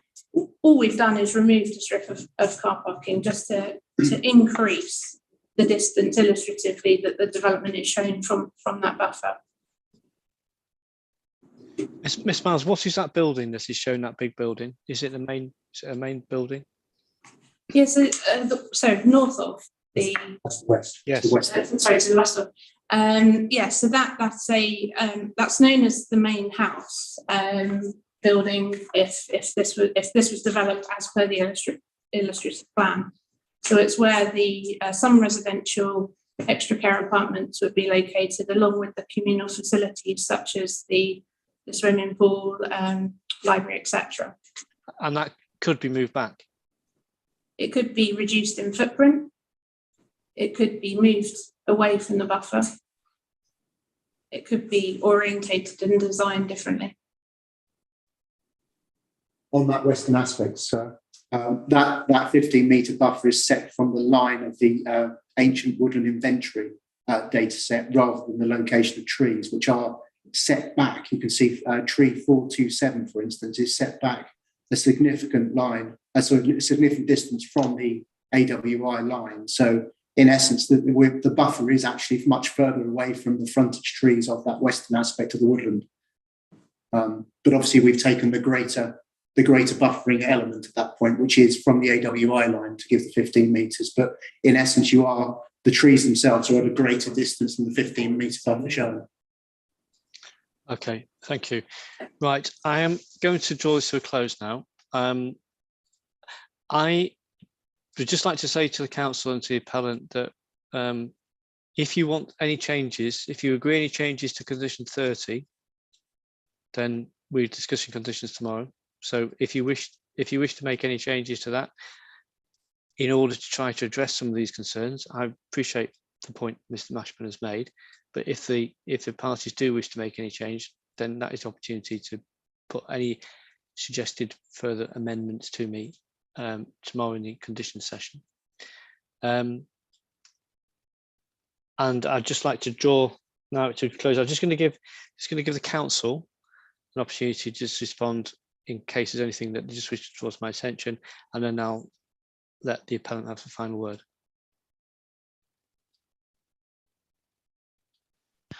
I just wanted to raise, it's Antonia James, so I just wanted to raise a couple of points regarding some of the appellant's comments. So in terms of the Altoness Wood, I hope I had made it clear that the development there was far outside of any 15 or 25 metre buffer zone for the ancient woodland. So there is no conflict there regarding ancient woodland. I think I said in my earlier comments, approximately about 70 or 80 metres when I'd measured it a few weeks ago. So well outside. So the 25, even the 25 metre buffer was not an issue.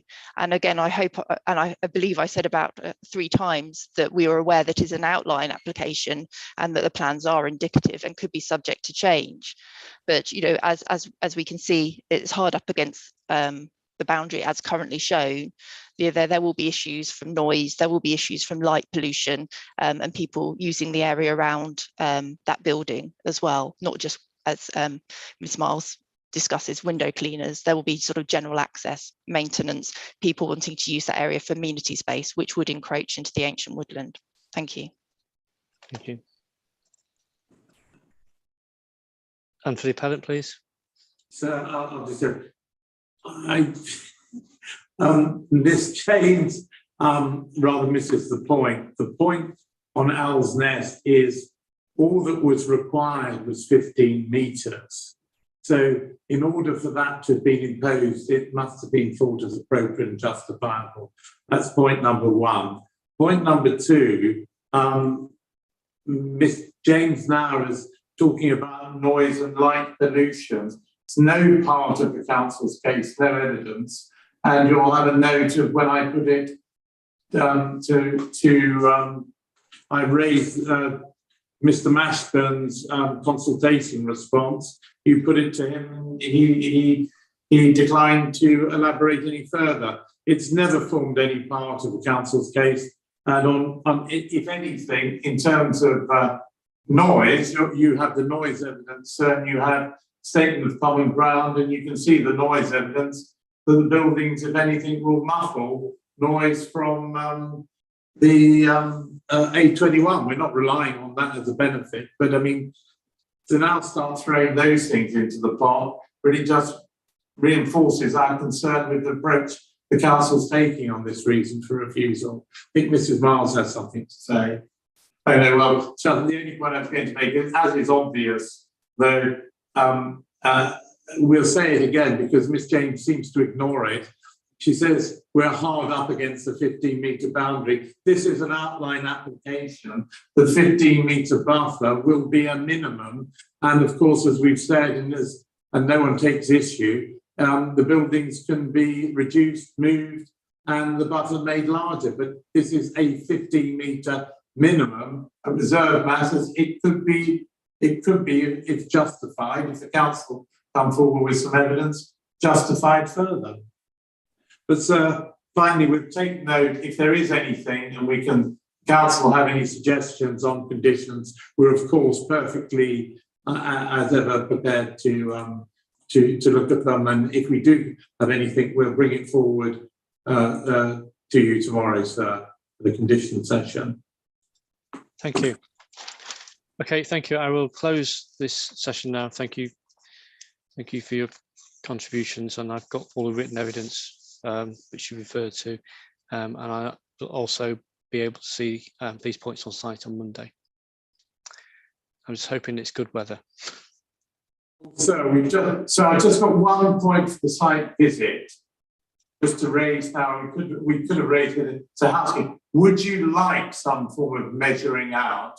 And then maybe you may have competitive measurings out, but if we leave it to the tree experts, would that be helpful to you, sir, or not? It would be, yes, it would be helpful to understand a 25 and 15 metre buffer, not the extent of the buffer, but just the appropriate reference points would be just helpful for me. I can pace it out, but if you can measure it out and agreed, that would be helpful.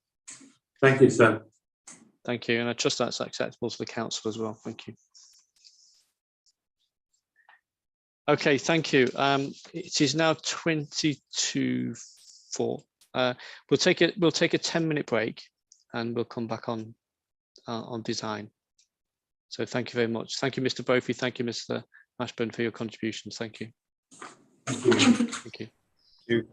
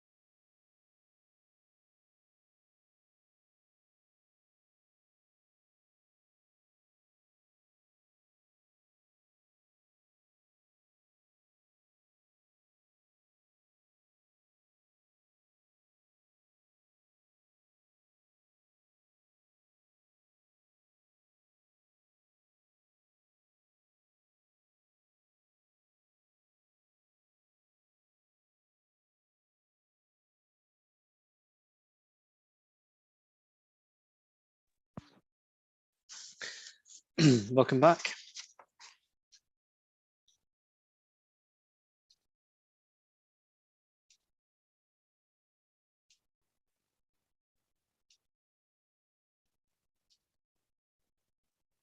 Could we resume the inquiry, please?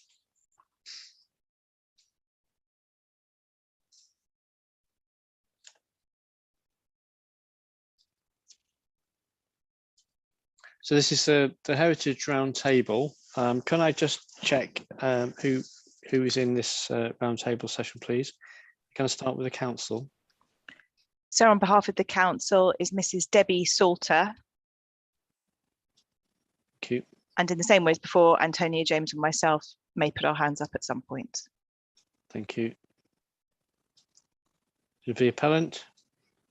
Good afternoon again, sir. Yes, similar as before, myself and Miss Miles, who sits to my right, to your left.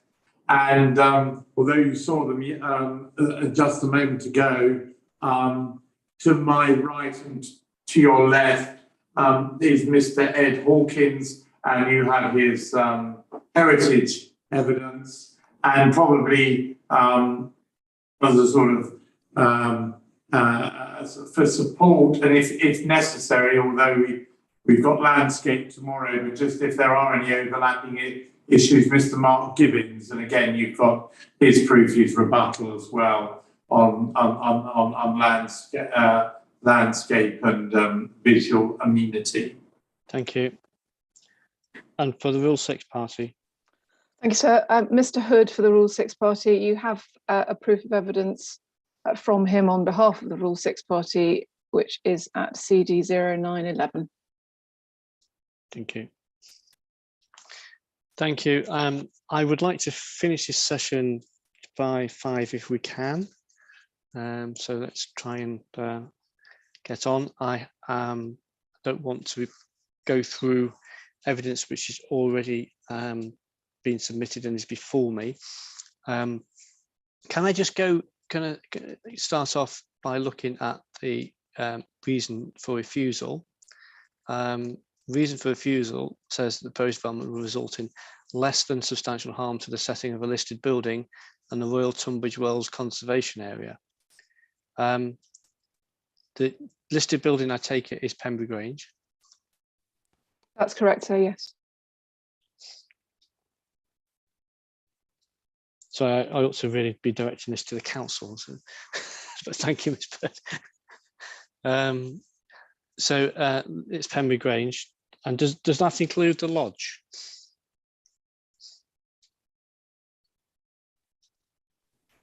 Sorry, sir. Good afternoon. The lodge is not curtilage listed, no.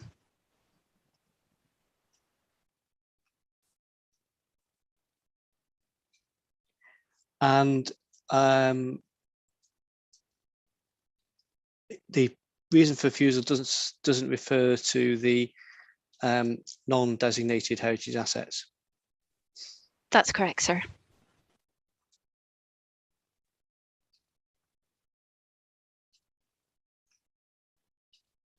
So that, as far as I understand, it includes the World War II pillbox and the chapel. Is that correct? The chapel is listed. Sorry, sir. Okay, it's on the other side of the road, isn't it? Correct. Yeah. Okay. So, but the listed building in this reason for refusal refers to Pembroke Grange. It is, yes. So the council's position then in terms of those non-designated assets is that they're not part of the reason for refusal. The one non-designated heritage asset, sorry, sir, of the pillbox, yes, that's not included in the reason for refusal. And is the lodge does lodge have any heritage asset value? We haven't assessed it as a non-designated heritage asset in this instance, but we would consider it to contribute towards the setting and the significance of the listed building. But it's not in the curtilage. Correct. Okay. Thank you.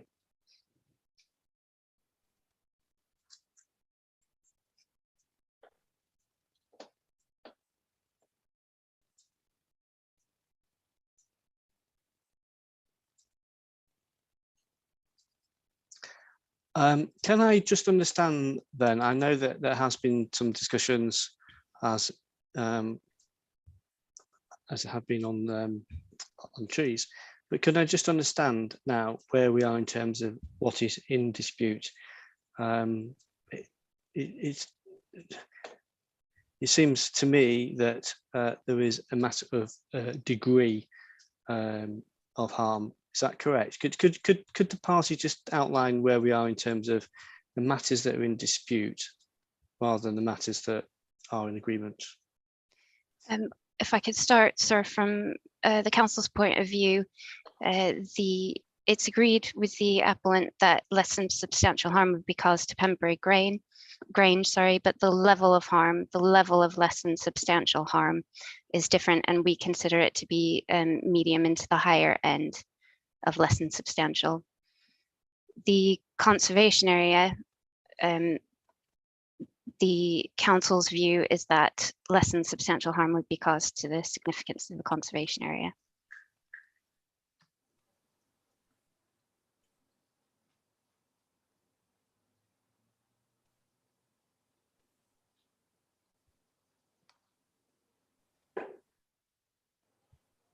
Sorry, I think you're on mute.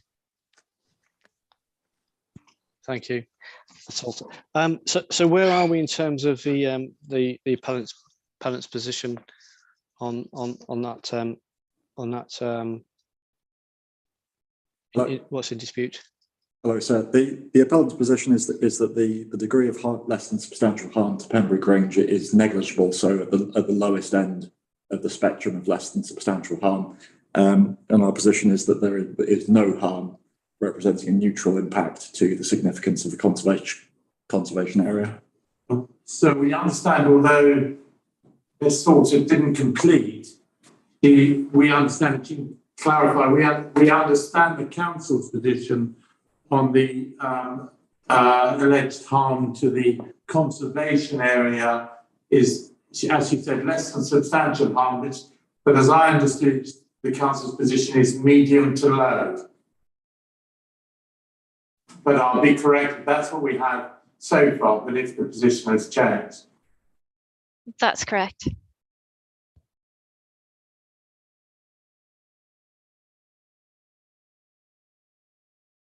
So in terms of the conservation area, the council's position is that it's less than substantial harm, medium to low. That's right, sir. And the appellant's position is that it's negligible. No, sorry. No harm. No harm. Neutral. And on the listed building, the council's position is it's medium to high. Is that right? Less than high. Correct, sir. Medium to less than high. Sorry, medium to high, coming into the higher end. Medium to high, and negligible, and on the conservation area, less than significant. Yes, less than substantial harm on the medium to low. Okay.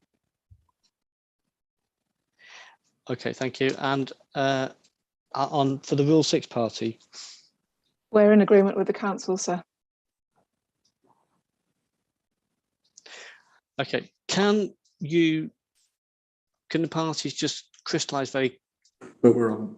So may I just add the point that the council's position on the harm to the listed building seems to have changed. It was originally medium in their initial documents and has now been upped to medium to high. Okay, Ms. Salter. Yes, sir. You'll see this set out in my proof of evidence, the reasons why I've changed my initial view on my submission consultation comments for the application submission based on additional evidence that's set out in my proof of evidence. I can expand if you need me to. So is that a different position to when the council determined the application? It is, yes.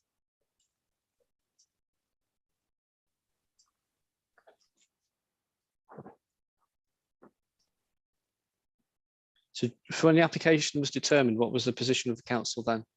The position of the council was that it was on the medium a medium level of less than substantial harm. Okay. And why now, Ms. Salter, do you say that it's changed? I've been provided with further evidence that supports the nature and extent of the estate of Pembroke Grange as it was originally designed in much greater detail. And this primary evidence is additional weight to how the setting forms part of the significance of the listed building. And is this evidence that the appellant has had access to? Yes, sir. The evidence is in my appendices of my proof of evidence. Sorry, the documents that we're referring to here, the estate particulars and the estate map that are in my appendices. But did the appellant know that you changed your position before you submitted your proof of evidence? No, sir. So has the evidence that has led you to change your mind been available to the appellant? So if I may just jump in there, yes, we had sight of that archival evidence. We actually made reference to it in our submission built heritage statement. So it is something that we've taken account of throughout the process of assessment. Okay. So just look, but we didn't know about the change in the council's position prior to the appeal. Okay, so just looking at Pembroke Grange, there is a difference of opinion, and that difference has effectively widened in that the council has considered there is slightly more harm. Can you agree where that difference lies between you? Can you just explain to me? It might be that one goes and then the other goes, but hopefully you should be able to explain to me why that difference occurs. My understanding is the difference occurs based on the different weights that we give to the archival documentary sources and the extent to which that this influences the legibility of the setting of the building as it currently is, as being recognisable and experienced as a landscaped estate to a Victorian mansion. I agree with that. Sorry, sir. And also that the disagreement lies in the extent of alteration to the estate. Sorry, that's occurred in the 20th century, and how much that has compromised the original design intent. In that the appellant thinks it might be greater than the council thinks. Correct, it is. Correct. Okay.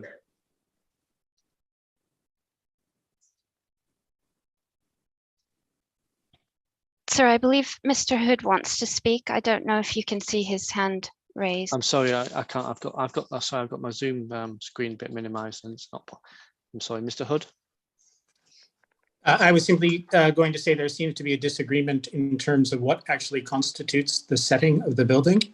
I think it is clear to all of us who've lived in its proximity that setting includes the development site. It includes the lane, or referred to as the avenue, which bisects the development site, and it does include the lodge.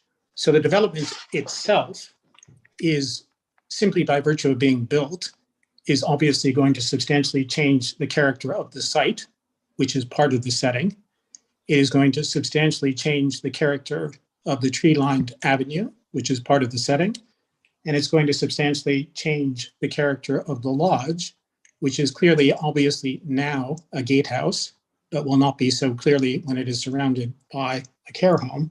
And so its contribution to the setting of Pembroke Grange will be completely severed.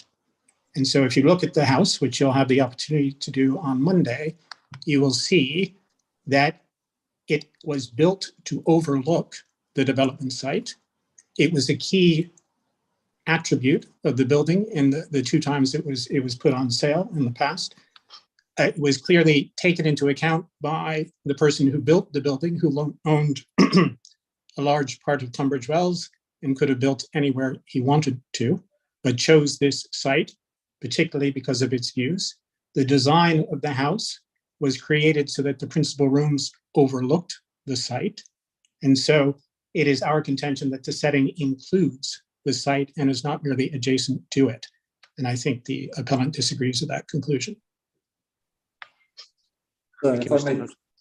So, may I come in and just make a short response point to that?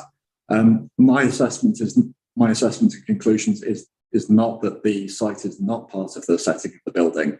I completely agree that the site and the lodge and the trackway are part of the setting of the building.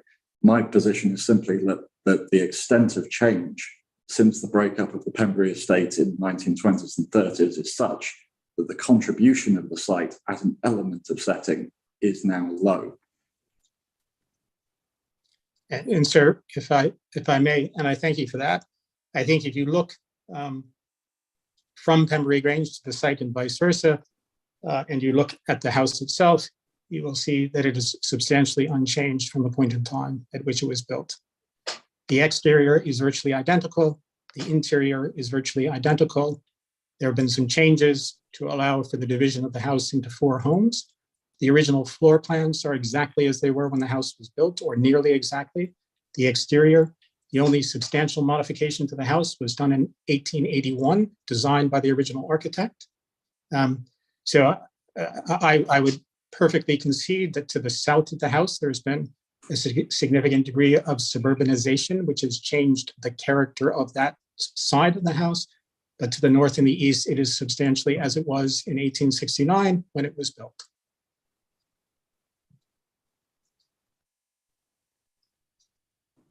So may I respond to those points? Can I just yes, let me just finish off my notes. Thank you.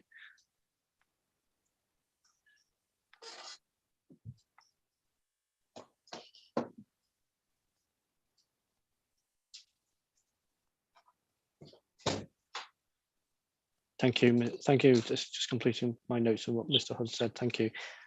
Yeah, I'm sorry. Nat. Yes, Yep. Mr. Hawkins. Thank you, sir. I think it really needs to be understood that the change following the breakup of the estate over 80 years ago is really quite significant.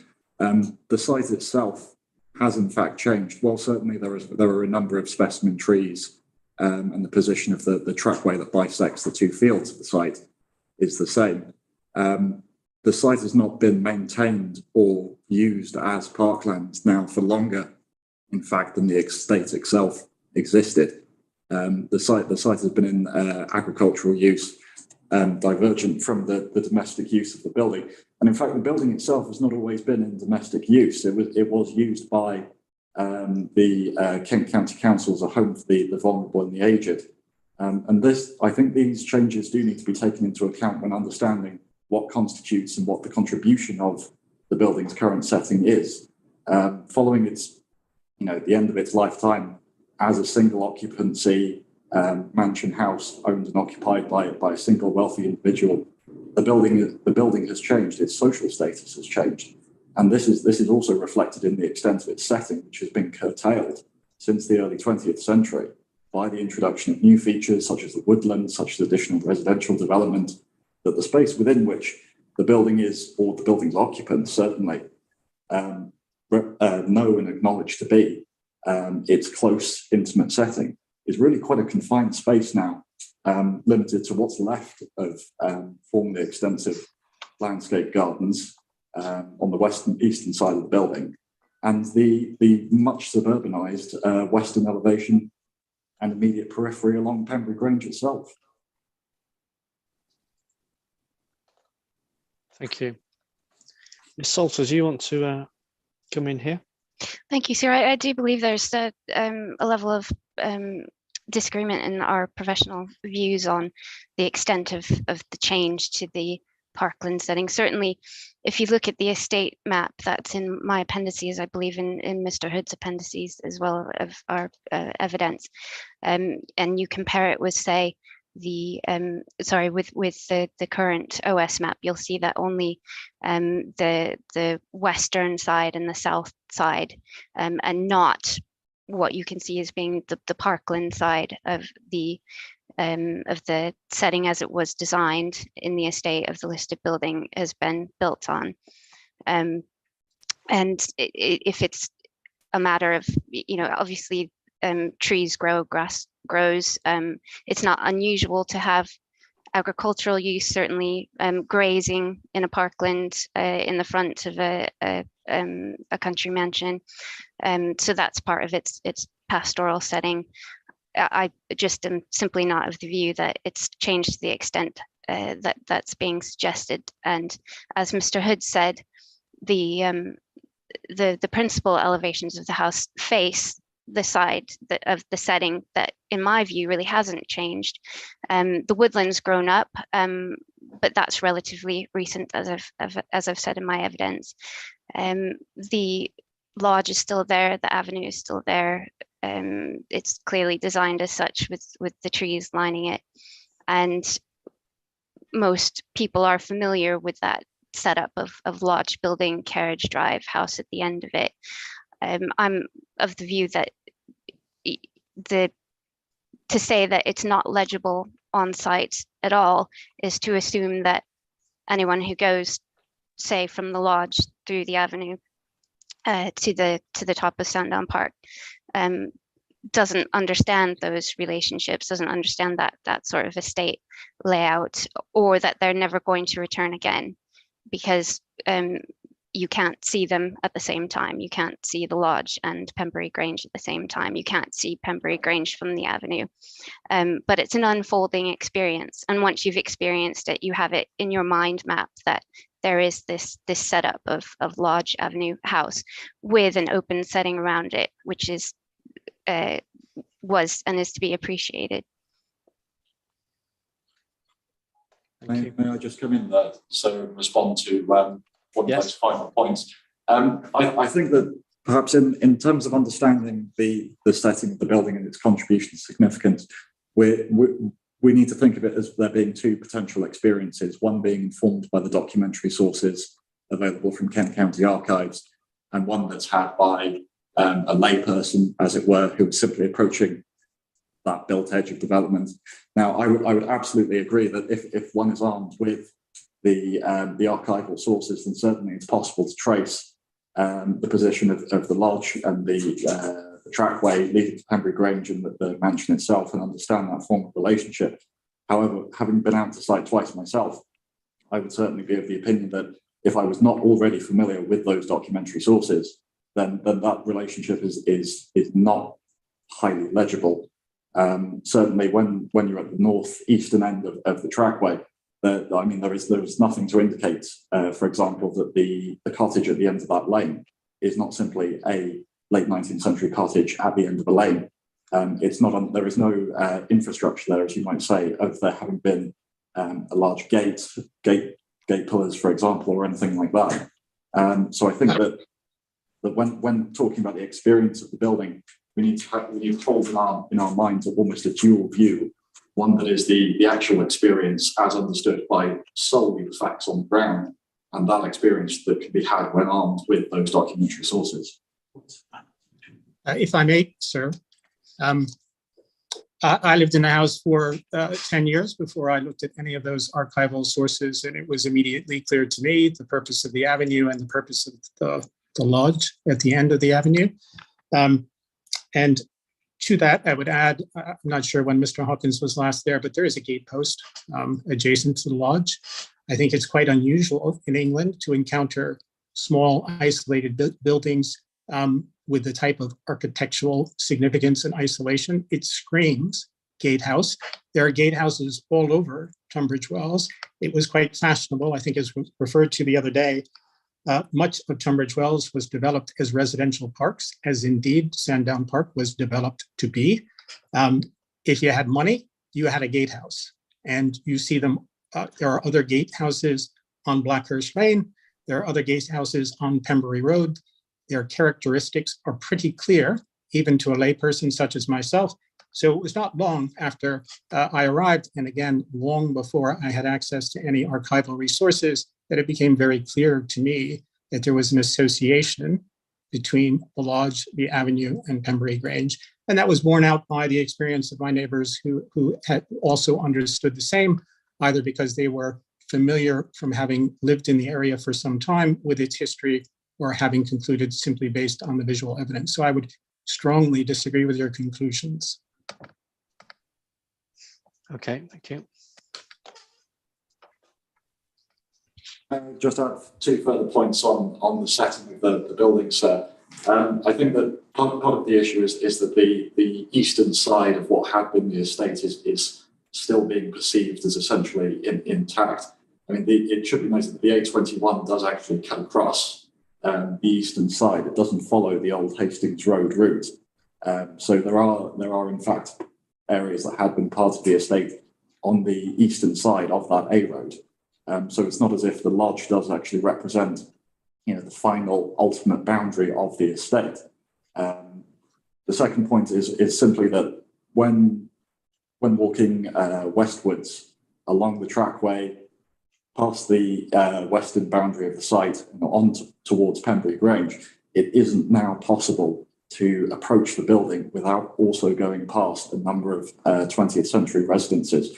And the overwhelming impression, certainly in my opinion, is that the listed building now sits within a suburbanized edge. It does not read or is experienced as being part of an estate. And while I would certainly say that if armed with documentary sources and a certain degree of imagination, elements of it can still be read, it is, in my opinion, not something that makes a major contribution to its significance now as a much altered building. Sir, when you're ready, could I respond? Yes, please. Yes. About the A21, I agree. Obviously, it has cut across the former estate.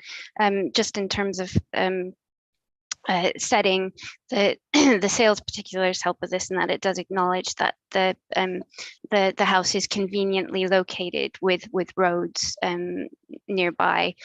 So whilst this has been a change in direction, or a change in orientation of the Pembroke Road, it's not unusual. This was part of its setting to begin with, to have these roads around it. In terms of Sandown Park, I've pointed out in my evidence that this had a residential character from the late 19th century onwards. There were large houses, yet they were larger, not to the density that it has now, obviously, or it has done in the later 20th century, but it did have a residential character to it. This wasn't inside the estate boundary.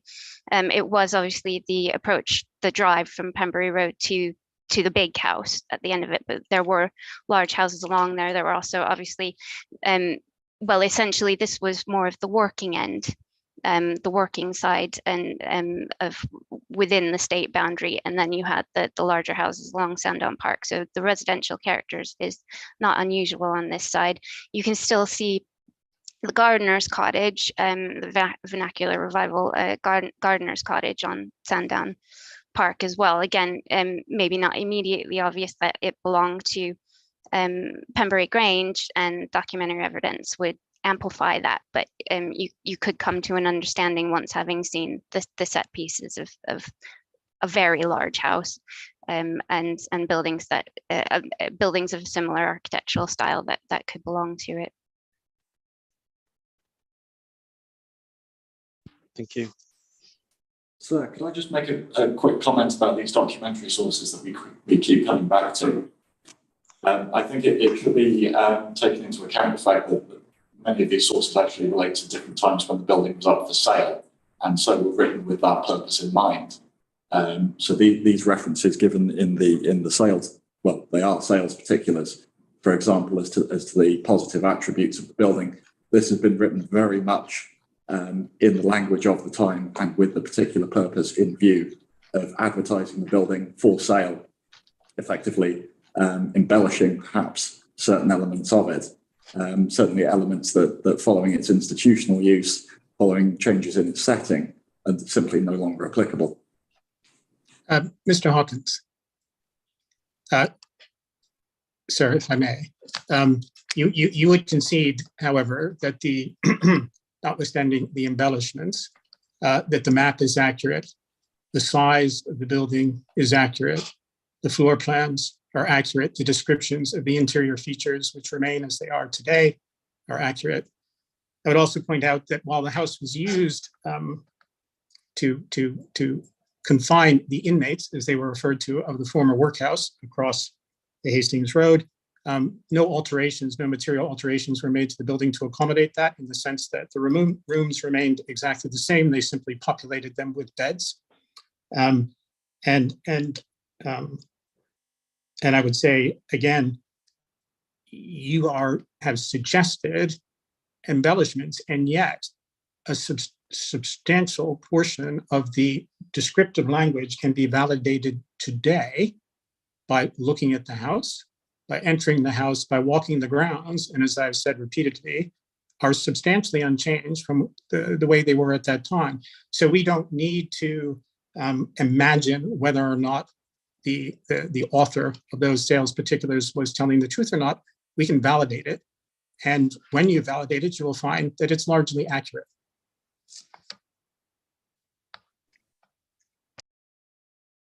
So may I respond to some of those points? Yes, please. Just taking, perhaps I've not expressed myself as effectively as I could have done. But I think that if one is to look at the sales particulars, particularly the description of views, the sheer number of functionally related buildings, not just the entirely separate model farm, but also the number of ancillary buildings and specific garden spaces, the archery field, for example, the manicured gardens and grounds that are much more extensive than presently are. But the vast majority of these features are gone. They do not exist anymore. Similarly, there are certain environmental elements of setting that need to be considered. Ms. Salter, in her proof, quite rightly says that the setting is not simply a matter of visual relationships, but the experience of the area comes into account as well. And I would be very much of the opinion that the introduction of the A road to the east of the lodge has introduced a significant amount of noise that has also fundamentally altered. I mean, the experience of that space that is now the site would be fundamentally different prior to the development of the A road. It is not possible now to be in the site and not understand that there is a significant piece of modern transport infrastructure lying to the immediate east.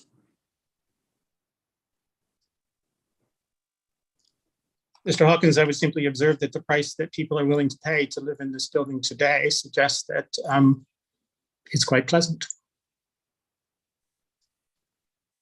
The smallest portion of the building having changed hands for just under £1 million earlier this year.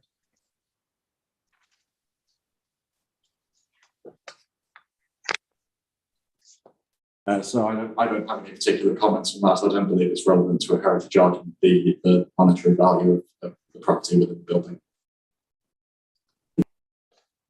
What is the building used for now? The building has been divided into 4 homes, ranging in size from about 3,000 to 6,500 square feet. They have common walls, share no common areas, share no common roof space or common basements.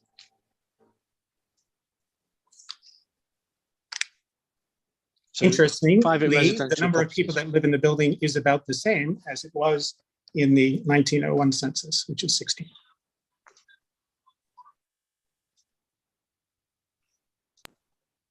And is there a communal garden to the rear of the Grange? Each home has a separate area of garden, 2 of which occupy the vast majority of the border between the curtilage of the property and the development site. If I may make a point, sir. Yes. Yes. So in my assessment, I sort of tried to take into account the fact that the building has undergone a number of changes, and this sort of description of its current residential use really speaks to that. The building was constructed and designed as a private estate, if not for one individual, then for one family of significant means who were maintaining 120 acres of model farm and parkland. That is simply not the case now. The building is not building does not have its original function as a space for that sort of level of private residential use. The fact that the gardens themselves have in fact been subdivided, or not just subdivided, but that is a subdivision of a much reduced space around the building, I think does represent a notable change in setting, if not the extent, not just the extent, but also the character of the building setting. Okay, thank you. Can I just then just take us on a little bit further, because whilst you have different views and different professional views about the nature of the harm, you are agreed that the harm is less than substantial. So can I turn to the council then and just get clarification that how you applied paragraph 202 of the framework?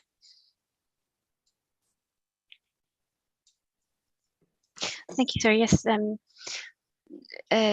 So I've set out in my evidence the objective framework that I've used to assess the nature of the significance of the listed building, the contribution of the site towards that significance, and the impact of the proposals on that significance. And I've referenced the planning practice guidance, as well as GPA3, the Historic England guidance on setting. And in terms of the apologies, so just a moment, just to summarize, I've also obviously used the conservation principles in GPA2, Historic England's guidance on significance, to discuss the heritage values of each of the heritage assets. So in terms of the Pembroke Grange, the listed building, I've summarized that the effects of the development indicatively on the significance of the Grange, including the community facilities and the infrastructure, would include a permanent change in the character of the land, which we've been discussing up until now. We feel is quite important to its significance. The deliberate and also the intervening between it and the lodge, the deliberately and the change of the character, the apologies for the siren, this happens here frequently.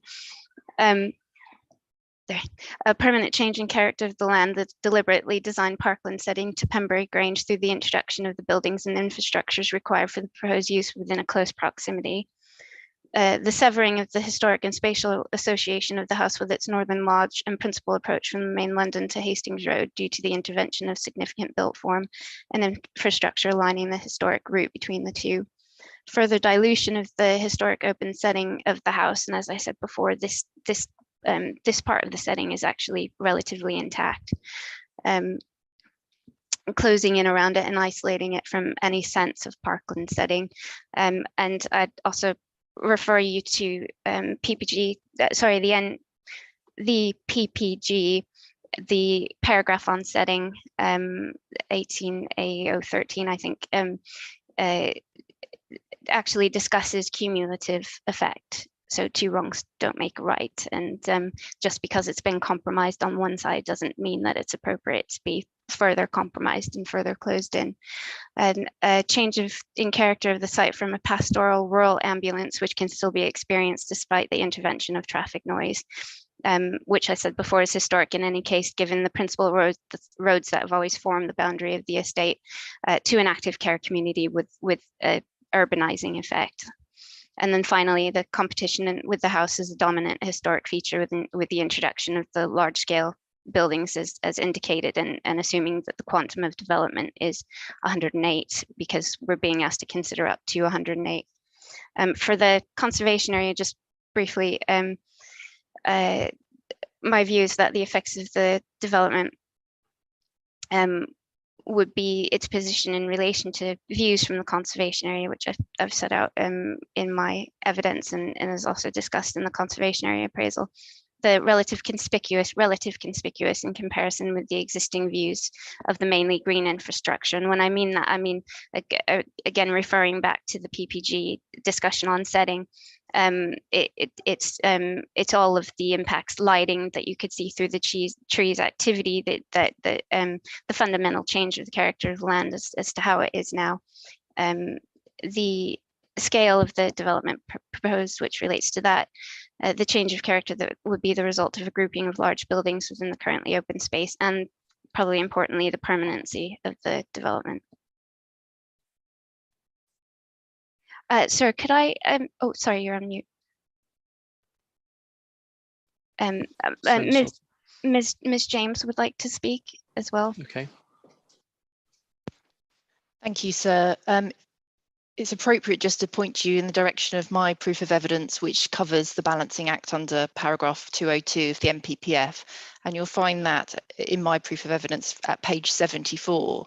But you'll also note that the benefits, the public benefits put forward by the appellant are the same as the very special circumstances. So there's a far more detailed assessment of the weight and the reasons why I've attributed that weight to the very special circumstances, which starts from page 44 onwards in my proof of evidence. So it's really important. So when you could, see the balancing exercise, that's obviously done within my proof rather than Ms. Salter's proof. Thank you. Thank you. And can I turn to the appellant, please? Yeah, so if I may set out some points just on my assessment of impact, specifically with regard to the significance of Pembroke Grange, and perhaps we can move on to the conservation area.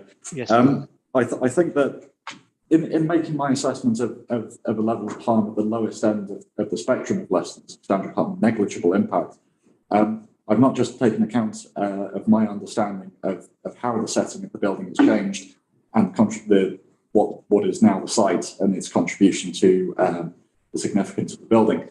But also, I think it needs to be borne in mind that the provider of the proposed development, Audley, they actually almost specialise in the delivery of schemes such as this within the setting of high-grade assets. I would just call your attention to the Mott Park project near Maidstone, where Audley delivered a care community within a registered park and garden within close proximity to a Grade 2 star Georgian mansion. Now, I would be very much of the opinion, sir, that you'll understand that is an extremely high bar of development quality to be delivered in that heritage context.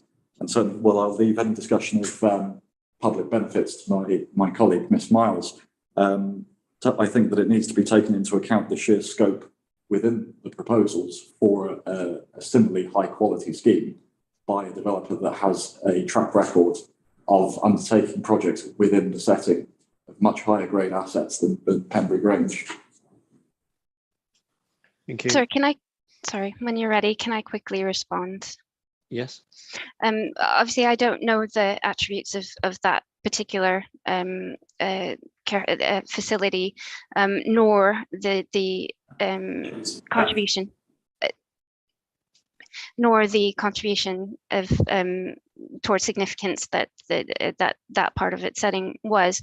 But I would say that there is mitigation is discussed in terms of landscape mitigation, and I will leave my landscape colleague to discuss this in her evidence. But certainly, in my view, I can't see how this would how there would be any meaningful mitigation to the alterations to setting that I've set out to be harmful, just given the scale of the development. Thank you. If I could just respond on that point before handing over to Ms. Miles on public benefit. The scheme actually retains much of the southern end of the site as a landscape parkland, so it will retain the specimen trees, but also seek to enhance and manage them where possible, in addition to the introduction of other landscaping measures. So, certainly in my opinion, is that if any sort of parkland use was to be reintroduced to the scheme, then a sympathetic development or reintroduced to the site, and certainly a sympathetic development where the care of the residents is paramount would be the means of achieving that. Thank you. Ms. Miles? Sure, if I can just respond on the public benefits. So there is an agreed list of public benefits, and that's in the statement of common ground at paragraph 9.47. You have the CD reference. In my proof of evidence, which is CD 07.14.01, I give my opinion on the weight to be attached. So I think it's fair to say that in this case, there's an agreed list of benefits of the scheme. Where we differ is on the weight to be attached to each of those benefits, and whether cumulatively the weight outweighs the less than substantial harm. I just wanted to draw your attention to my para 7.1 of my proof, where I do just draw out from the officer's report, and I give the references in the footnotes of that paragraph. But the council accepted at the application stage in the officer's report that there was an unmet housing need and a specific need for elderly persons accommodation. And that was at 10.38 of the officer's report. The officer also accepted that significant weight can be attributed to this unmet need when considering whether the proposal constitutes sustainable development. And it was accepted that that provided substantial weight in favour of the scheme. I think whether we do it now or whether we do it in evidence next week, we will need to discuss the weight, I think, to be attributed to each of the benefits and go through those points. Yes, we'll do it next week through the evidence of yourself and Ms. James. I was just interested to understand how the council went about that exercise in terms of that reason for refusal, which just says there's harm. It doesn't say any more than that. Okay, thank you. Can we move on to the conservation area? I know that Ms. Tolter has mentioned the conservation area, but there is a difference of opinion on the conservation area. The conservation area is lies to the south, doesn't it? So someone could just please explain. In fact, if I go back to Ms. Salter, and then I'll ask Mr. Hawkins to respond. If we go back to Ms. Salter, and we just pick up the conservation area issues, Ms. Salter, and just explain to me the harm to the conservation area. And I've heard what you just said about views out from it and effectively seeing built form where there isn't any built form. But can you just please elaborate on that a little bit too, for me, so I can understand why the council think there's harm to the conservation area? And also, please, can you just explain to me what your understanding is of the character of that conservation area as it stands now? Thank you, sir. The conservation area appraisal is peppered with references for the area as a whole in terms of the importance of green spaces and the green edges to the town. Just name a few of them. 4.47, greenery is fundamental to Tunbridge Wells' distinctive character. The creation of green amenity space is a central design principle for the planned residential areas from the first example of Calverley Park, which was developed in the early 19th century. Calverley estate was about 1,000 acres. So that's obviously a significant part of the town. In all the locations, the backdrops of the trees and back gardens, parks and woodlands provide an important part of the setting of streets and buildings within them.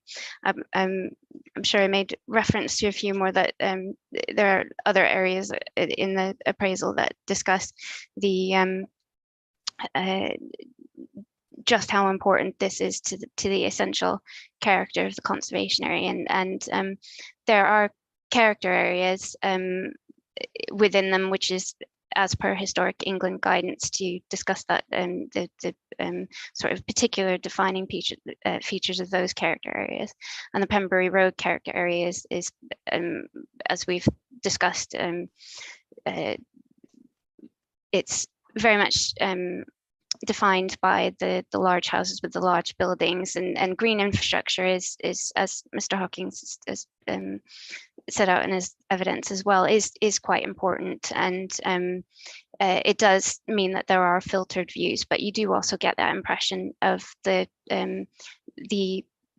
the further you get out, the further you go along Pembury Road, of the green setting, the sort of semi-rural setting, and so it's clear from reading the conservation area appraisal and from being on site that this forms part of the special character of the conservation area. So these parts of its setting, these open areas such as the site, do contribute towards significance.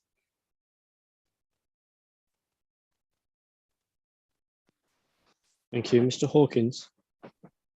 Thank you, sir. If I could just make a couple of points in respect to the conservation area. My opinion is very much that we're talking really about the peripheral green spaces along the north side of Pembroke Road. These are the ones that are relevant to the assessment of potential impacts for this scheme. Now, my opinion is very much that on moving along that road, the experience of it is very much as a modern, busy A road.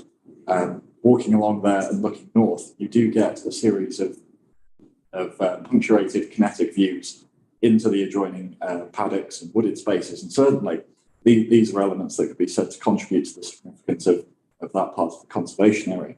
But my view is very much that they're actually quite limited in their overall wide-rangingness. When one walks along the road and is looking in the direction of travel, in either direction, you are not looking along or into the wider landscape, which is actually quite limited in its visibility because of the extent of intervening tree lines.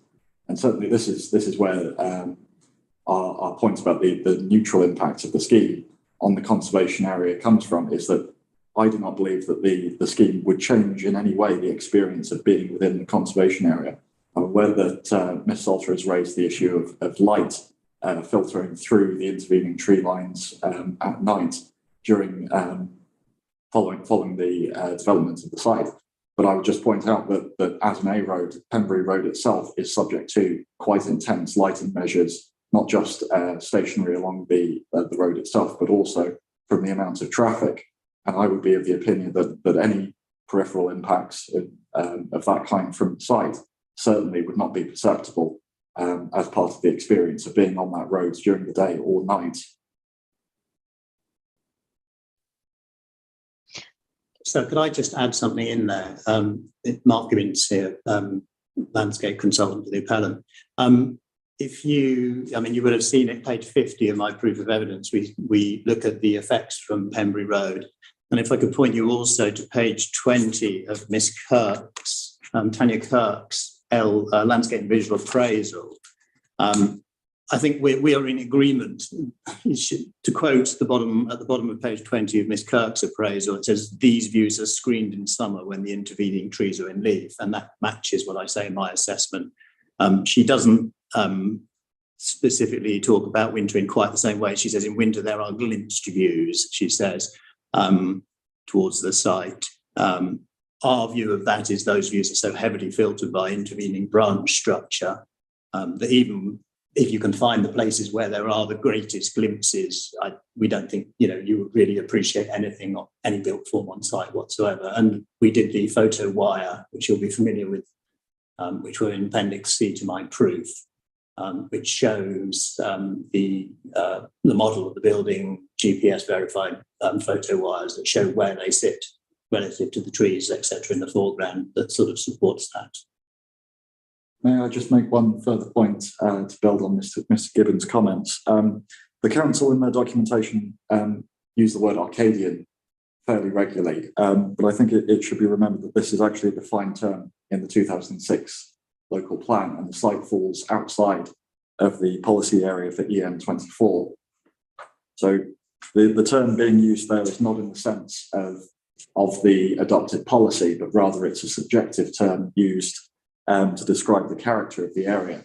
And certainly if it can't be described as being within the policy area and the term is purely subjective, my opinion would be that an area cannot contain an A road and be residential and also be Arcadian. I would very much see it as an edge of settlement, semi-rural space that's broken up into quite well-defined, highly managed paddocks and wooded spaces. What does Arcadian mean? I give the dictionary definition and the rebuttal to the local authorities proof of evidence. Let's see. So, sir, the Merriam-Webster dictionary defines Arcadian as a place of rustic innocence and simple, quiet pleasure. Arcadian can mean idyllically pastoral or idyllically innocent, simple, or untroubled. And to my mind, that means an area devoid of modern development, which the Pembroke Road certainly is not. So the paragraph number of my rebuttal to the local authorities proof of evidence, where I give the definition, is 2.11. Thank you. Ms. Salter, would you like to respond? Yes, thank you. So there's quite a few points raised there. So I'll just take them in order from the start.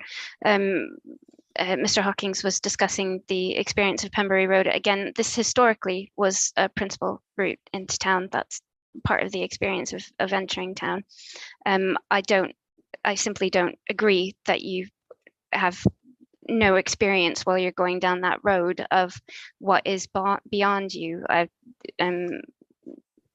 Obviously you'll see this on your site visit, and the road isn't used by only vehicles either. There's a very well used footpath and cycle path along it as well, where obviously the users have more of a chance to stop and observe and experience the wider setting of the road.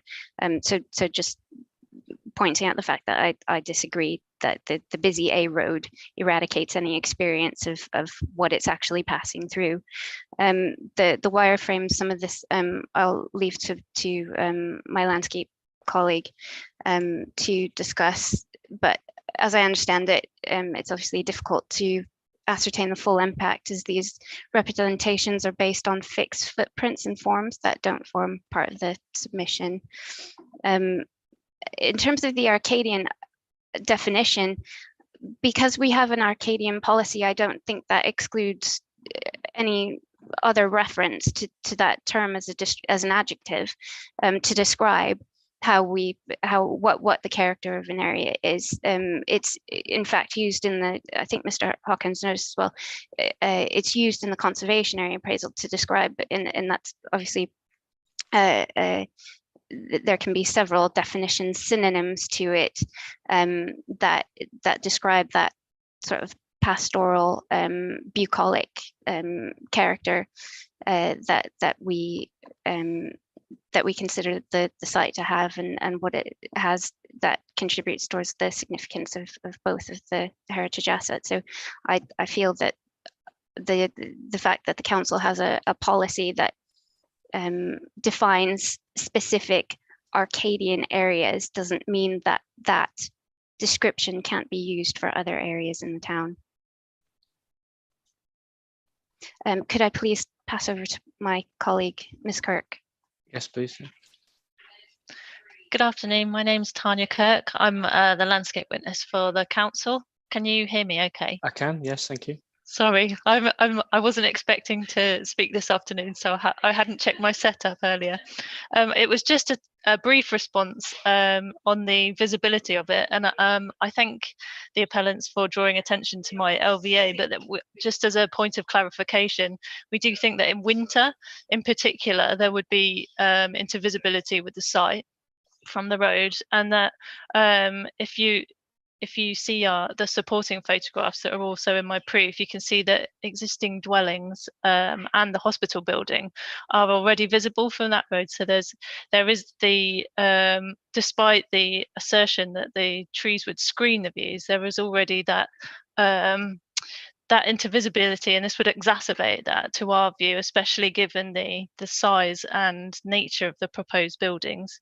And again, with the lighting, it's a similar issue. Although there is lighting along the road, and we acknowledge that, the experience in particular of pedestrians and cyclists of walking along the road, they're not focusing on the lit element of the road, they're more enjoying the surroundings, and I think it's our view that the development would be noticeable. It was just to clarify that point from our perspective. Thank you, sir. Thank you. May I make just two clarifications? I believe Ms. Salter said that I didn't didn't recognise the contribution of the adjoining green spaces to the character and significance of the conservation area. I did actually say that they do contribute, and I believe that's actually recognised in the demarcation of the conservation area boundary, which encloses the immediately adjoining fields and wooded spaces. So certainly, yes, I would say that those elements are an important part of the character of the space. But I would also just add that having been on Pembroke Road a number of times myself, and certainly if I was on a bike, my attention would definitely be on traffic and keeping my eye on the direction of travel, not looking to one side as I'm going along on busy A road, enjoying the quite limited views to the north. Sorry, sir. One point about that, and then Mr. Hood, I believe, wants to speak. Just quickly to say that there is a cycle path along the road. Mr. Hood. Yeah, sorry, yes, off thank the you. road. Sorry, off the road. That was going to be my contribution. Again, as someone who cycles along that road on a regular basis to go to and from Pembroke, I can attest to the fact that there is a cycle path, and so it is quite easy to enjoy the features on the northern side of the road. And it's quite pleasant, actually. I invite you all to do it.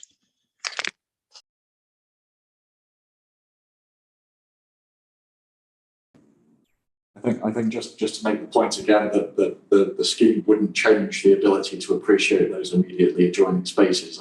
Our position is that the site is not going to be appreciable as part of the experiences of being the conservation area. So I believe that the contribution certainly and the ability to enjoy and appreciate those adjoining paddocks and wooded spaces would be undiminished by the scheme. I believe that's a discussion that we had with Mr. Gibbons' landscape evidence. Thank you. Sir, when you're ready. Ms. Salter, yes. Thank you. I hadn't given you a CD reference for the conservation area appraisal, and I just wanted to quote one more part of it. It's 040701 Yeah, I've got it, yeah. and 02. Okay. I just to quickly respond to Mr. Hawkins, I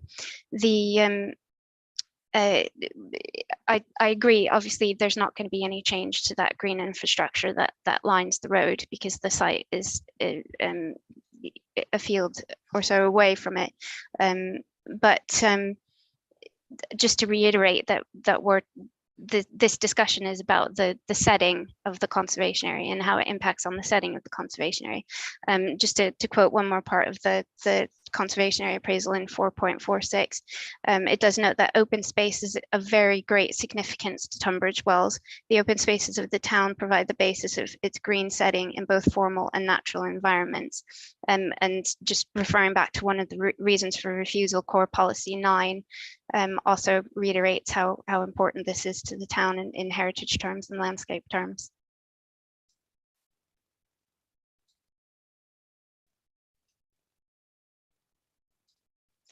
Ms. Salter, just a question, because the conservation area is quite a large conservation area, isn't it? That extends into the town, and so whatever effect this has, it has an effect, and that's in dispute. If it has an effect on the conservation area, it affects only a small part of the conservation area. Yes, sir, and it is some distance away from it, isn't it? The appeal site is, as you described, over field away from it. Yes, it is a distance as set out in the statement of common ground away from it. Again, the PPG guidance on setting in the GPA to note that distance isn't always a factor. It's about what is important about that element of setting in significance, and I've set out in my evidence, hopefully, that it's the characteristics of the appeal proposal, and how uncharacteristic they are of that part of the setting of the conservation area, and how that would impact it. And again, Ms. Kirk will set this out in her landscape evidence as well, in terms of the visual change.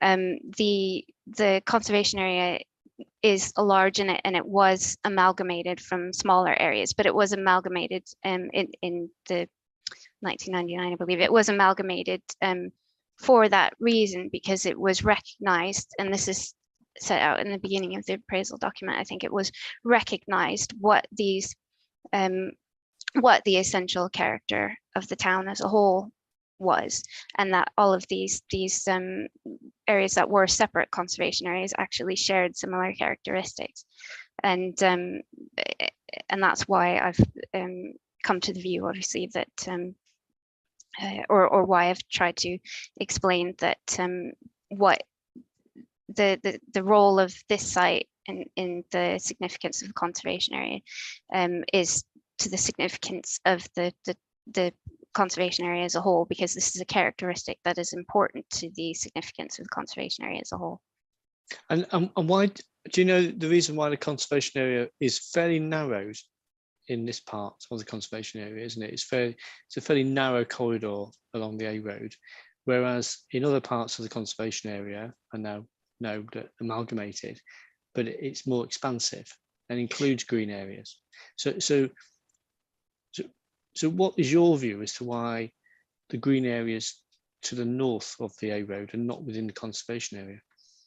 You do have to make a judgment. Having carried out conservation area appraisal myself, you do have to make a judgment, obviously, as to where to draw that line eventually. But that doesn't mean that I remember carrying out an appraisal for Westerham in the Sevenoaks borough, and you could have drawn the line quite wide in terms of the landscape setting and just how important that is to the town. But it's making that judgment as to where to actually draw the boundary, but not knowing that doesn't mean that anything outside of it forms no part of its significance, or doesn't give it meaning as well as a historic and architectural conservation area.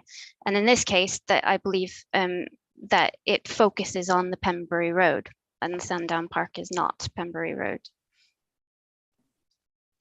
So may I just make a point in relation to the assessment of impact on conservation areas, and that is that when considering the degree of impact, it's to the significance of the conservation area taken as a whole.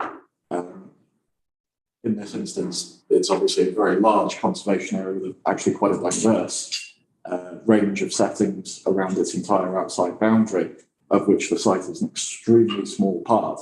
So in terms of understanding the impact, we're not talking just about the degree of change on Pembroke Road itself, which would be, in my view, neutral. We're also talking about, as an asset, the conservation area of Royal Tunbridge Wells, its significance as a whole. How is that impacted by the scheme? And certainly my view is that there wouldn't be any impact to its significance as a result of no change to the experience of being within any part of that conservation area. Okay, thank you. I want to draw this to a close now, and I'll just ask I'll ask the Rule 6 party and the council, and then ask the appellant if they wish to make any further final comments that we may have missed. And I don't want a discussion, but if you want to just draw my attention to something that you think I missed, I will make a note of it. So I'll start with Rule 6 party. I think Mr. Hood has his hand up. Thank you. That was a residual hand. I think we said everything we wanted to say. I would just simply reiterate that it is the case that the lodge, the avenue, and the site itself are clearly part of the setting, and the damage that the proposal would do will be severe, negative, and permanent. Thank you, sir. Thank you, Mr. Hood. Thank you. For the council, Ms. Salter. Thank you. So we have covered everything. I just wanted to draw your attention one more time to the PPG. In Mr. Hawkins' rebuttal, paragraph 2.7, it stated that, as with the other points made in the council's assessment of the setting of Pembroke Grange and its contribution to the significance of the listed building, our conclusion of medium to high less than substantial impact is not objectively based on the actual and present way in which the site and listed building is physically experienced. And this is, to my view, pointing out the fact that the attributes of setting haven't fully been considered, because the PPG makes it clear that the way that a heritage asset is physically experienced is not the only attribute of setting. of the paragraph reference I gave you before, 18A or 013. Thank you, Ms. Thank you, Salter. sir. Mr. Hawkins. So just before Mr. Hawkins, just directly responding to that, I think that's comments ill-judged. If you deal with Ms. Salter's initial response to the initial heritage assessment that was submitted by the appellants, and to which Mr. Hawkins has reviewed and added to, you'll see it recorded there, Ms. Salter correctly recording that it's a thorough heritage assessment in accordance with the MPPF. That was Ms. Salter's response, and it isn't right to say, Mr. Hawkins will come back, I'm sure, that the assessment has not taken into account historical and other features.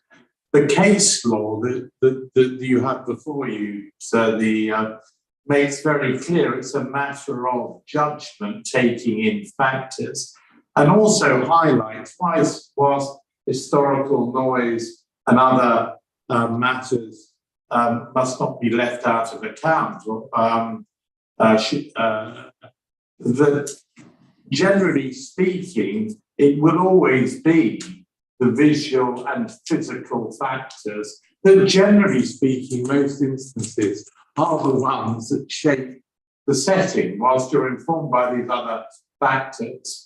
That is also recognised in the case law as being one of the factors, not surprisingly, that people tend to give most weight to. But it isn't right to say, as you'll have seen, sir, that any relevant factors have been left out. And I'll let Mr. Hawkins have the last. Yeah, yes, very, very quickly, sir, just that specific reference stating where Mr. Salter stated a thorough heritage statement has also been submitted, which meets the requirements of paragraph 189 of the MPPF. That was in the consultation response to the application dated 1st of March 2021.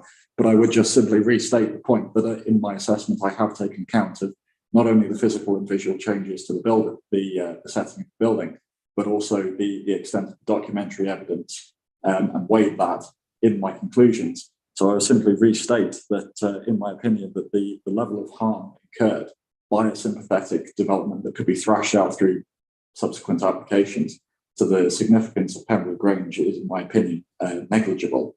And certainly in respect to the conservation area, given that there simply wouldn't be any experience of the new development or change in the appreciation of the character of Pembroke Road, I believe that I'm justified in setting out a neutral impact there. Okay, thank you. I will thank you all for your contributions. I've got all your written evidence. I'm grateful for all the references you've given me, and I will be visiting the site on Monday, and we'll deal with the weighing up of the benefits in the planning balance evidence next week. So thank you very much for your contributions, and we will see you, well, most of you, at 10 o'clock tomorrow morning. So thank you very much. Thank you. Thank you, sir. Thank you, sir. Thank you. Thank you very much. Thanks, sir.